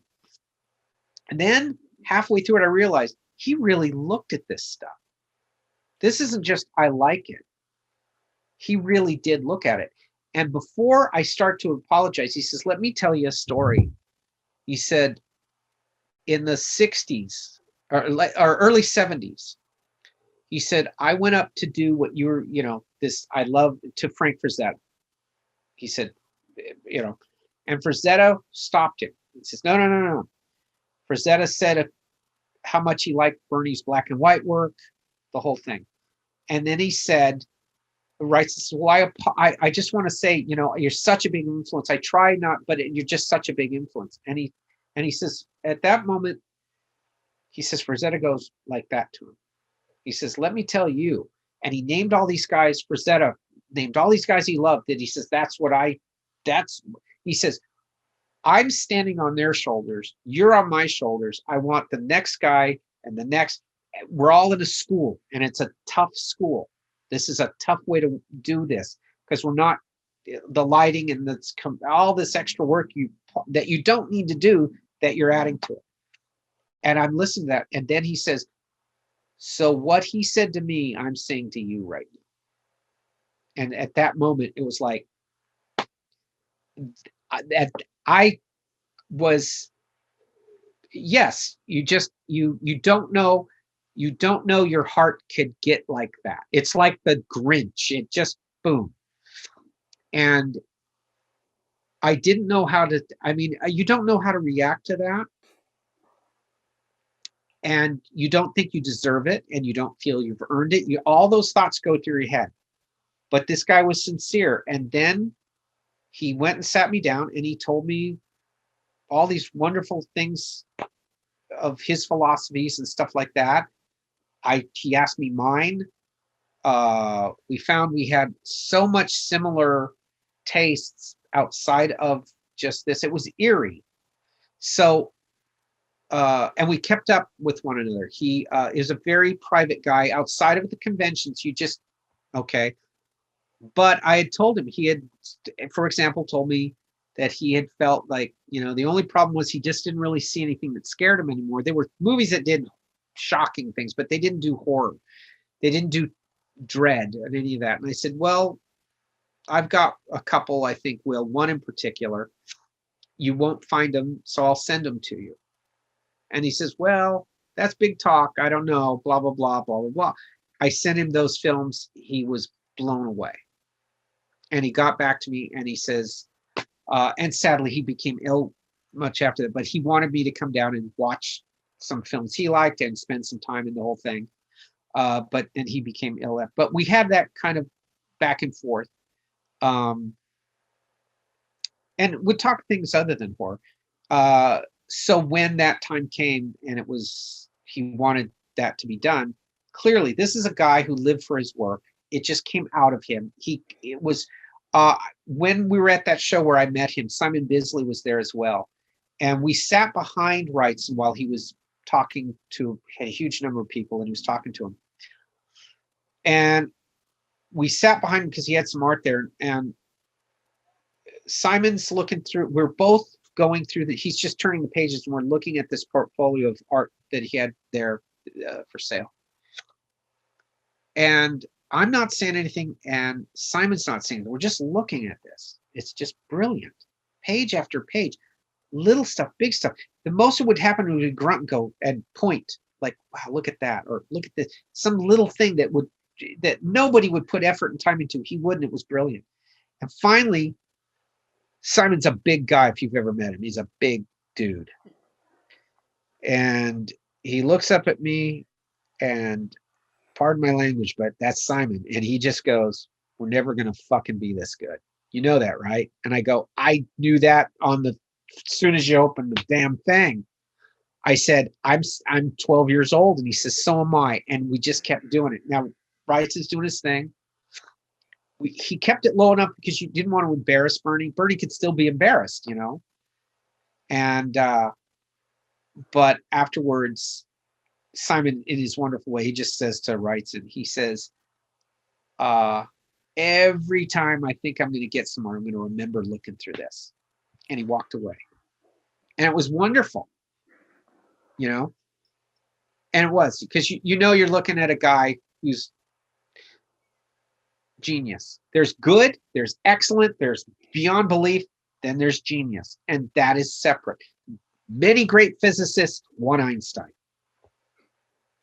I was gonna say, and then there's genius, and then there's Wrightson, because I don't even know how the hell to describe. Nobody knows, and nobody, even people around him, the studio guys all said he could just draw. He didn't need any reference. He could just draw. It would just be there. There would be a finished page, a finished piece.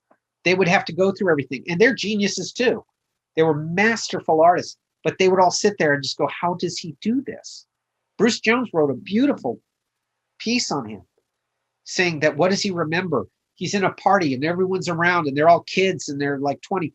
He writes and has a pad, and by the end, there's a beautiful drawing. One that you think you'd have to be alone in a garret with no interruption. Beautiful drawing. How did he do it? And Jeff Jones going, yeah, can you believe that? When Catherine Jeffrey Jones is telling you that you're freaking talented, you got something. I mean, nothing against Barry Windsor Smith or Jones or anything, but all of them. So when that happens, and they're all aware of it, and they're all top tier people. Yeah. And I still, to this day, I just look at his preliminary work or his sketches or stuff like that. When I had Frankenstein, there was a lot of his ideas and sketches and what he was going to do that some of it you could have printed just as it was. I thought it was that good. And in fact, I had asked him, I said, are you sure this needs, they said, no, Wrightson wants it finished to match what he did. I said, okay, fine. Because if I were printing that book, I would have added all this stuff in at the end and said, look at what this is. Look at how he did this. I don't know how he did it, but that's a genius. And he was at ease with it. I think it was a burden in the 70s for him to be that level. And how do you accept it when you're that young and that whole thing? Because he always said he got to be better with it as he got older. He says he didn't really like himself in the 70s, but he had kids, and that's transformative, and that changes you. And then all of a sudden you kind of realize your place, and you're not in competition, and you're not dealing with all the headaches of the companies and stuff. And he just got to go be himself, and that'll calm you down.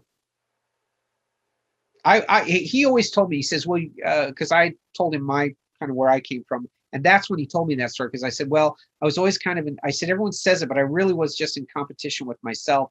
And I was so happy that I got to be myself that I didn't care.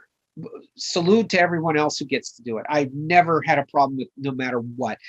I more power to these other people. But I was in that place. And that's when he told me, well, he didn't go into great detail. He says, I didn't really like how I was in the 70s too much when I think on it, but I became that towards the end of that period. And I got married and had kids, and then I felt better. Then I felt more separate from it, and I just got to be in my own space. And that's true of anything. I just think it was a very competitive world in the 70s. You had the traditional artists against the artsy fartsy artists, as he put it. And that's hot and cold, and that's going to cause a problem. And then you had companies using that against them. And that's just the way that world was. So, you had all these hippies coming into it, as he said. And I heard Doug Mensch say that because he was a hippie, as he said. Actually, Doug was as opposite of the hippie as it gets, but he looked like one. So there was always that. I knew that world as he described it. But he was comfortable with then, and for those 30 years after, he was, the Bernie we all know. Oh man, thank you so much. I worship Wrightson, and I do too. and I got to talk to Ron Mars a while back, and he talked about growing up and going to some of those famous parties that Bernie was thrown out at his house, and like it's always such a pleasure to get just a little glimpse into the sheer brilliance that is Wrightson, man. Yeah. It's transformative work. It There's is. work before that, before his Frankenstein and after Frankenstein. I pray to God that artist's edition finally happens and we get to They're see working that on it. stuff. I know they've been tracking down the art and doing scans. Like Scott Dunbier has been talking about it for like 5.5 years, as in an ongoing project. Well, you have now. to negotiate with the owners of some of this stuff, and they're not real crazy about taking it out of a frame and letting it go through. But you'll see it done. Nakatomi Press is putting out. They are what few they are getting. They're doing scans of, and you can buy those, and they're brilliant. They're beautifully scanned from the original prints they're putting out, and not just Frankenstein. Well, primarily Frankenstein. But some of a few individual pieces that he's done. But I mean, if they said they need blood, I'll give it to them to get those, because they're beautiful to look at. I was lucky enough. Christopher Enterprises in the 70s did the beautiful prints he did, and I was able to get several of those then. Which was because I had friends at comic book shops. They knew I was a nutty kid. So they would order it. And then I would just what they could get, because there was only 100. So if they could get one, I would get it. And I was lucky enough to get several of them. And they're all signed and beautiful, but they're photograph printing. So they can't even do it that way. And they can't scan that Like those it would be impossible because they're spread to the four winds. I don't know how you'd track those down, but so it's probably the best you'll get to see them. So I was lucky to get several of those, and they're masterpieces. I mean, I've had those. Again, there's some on the wall there. Oh, nice. So, and then up there, and I've got a few more that I have in other rooms, but they're with me all the time, just around to let you know. You think you're good? Look at this, and that keeps you honest. Well, I just want to thank you so much for taking this walk down memory lane, man. This has been absolutely incredible. Thank you so much for humoring all of my silly questions. No, it's been a lot of fun. There were people asking what you've been up to. Yeah, I've got a couple things in the pipeline, but I do have a very large project that will be announced in a couple of months. It's with Matt Wagner, and that's the most I can say. So, but it's a biggie. Ooh, Matt's been I love his. I grew up obsessed with Mage, so I was gonna say maybe I would pester you about it when it comes out, but it's Matt Wagner, so I'll definitely be pestering you about it. It's a terrific. It is terrific. I will say, well, Matt and I've been friends for 30 plus years or so, and we always have wanted to work together, and finally it's come to the point to where we're able to, everything lined up. So, but I think it's one of the single finest scripts I have ever received. Ooh, it is brilliant. That is some high praise, sir. It is, and I think it will be really pretty awesome. I guarantee you, with Wagner and Jones on it, it's going to be a home run. I'm going to say. Yeah, it's going to be one of those things where we've been friends for so long, and we've always discussed stuff just back and forth. It was always eventually we would do something together, and finally he says, I think we better get off of it and do it. And what he sent was wonderful, and we talked it out, and he produced brilliant work. So yeah, I'm actually, it's one of those things where there'll be a lot of pride when this comes out. You always want to feel you're doing good work. I know that this is going to be good work. Well, keep an eye on the channel, guys, because you'll be hearing about it. I guarantee it. Thank you again for your generosity, man. No problem. Thank you again, everybody, for sticking with me. I just cannot tell you how amazing this has been. I hope you all enjoyed this half as much as I enjoyed getting to do it, because I've learned so much. It's insane. Keep an eye on the channel. When that Wagner Jones project drops, you might just be hearing a little bit more from Mr. Jones about it. And if not, you'll be hearing from me about it. So thanks again for sticking with me, and my special guest this week, Kelley Jones. I hope you all enjoyed, maybe even learned something. If you did enjoy what you saw, think about getting in the comments section below and letting me know. Share these videos with your friends. If you really enjoyed what you saw, make sure you Hulk smash that subscribe button. If you do that, make sure you ding the little notification bell so you never miss another video or premiere again.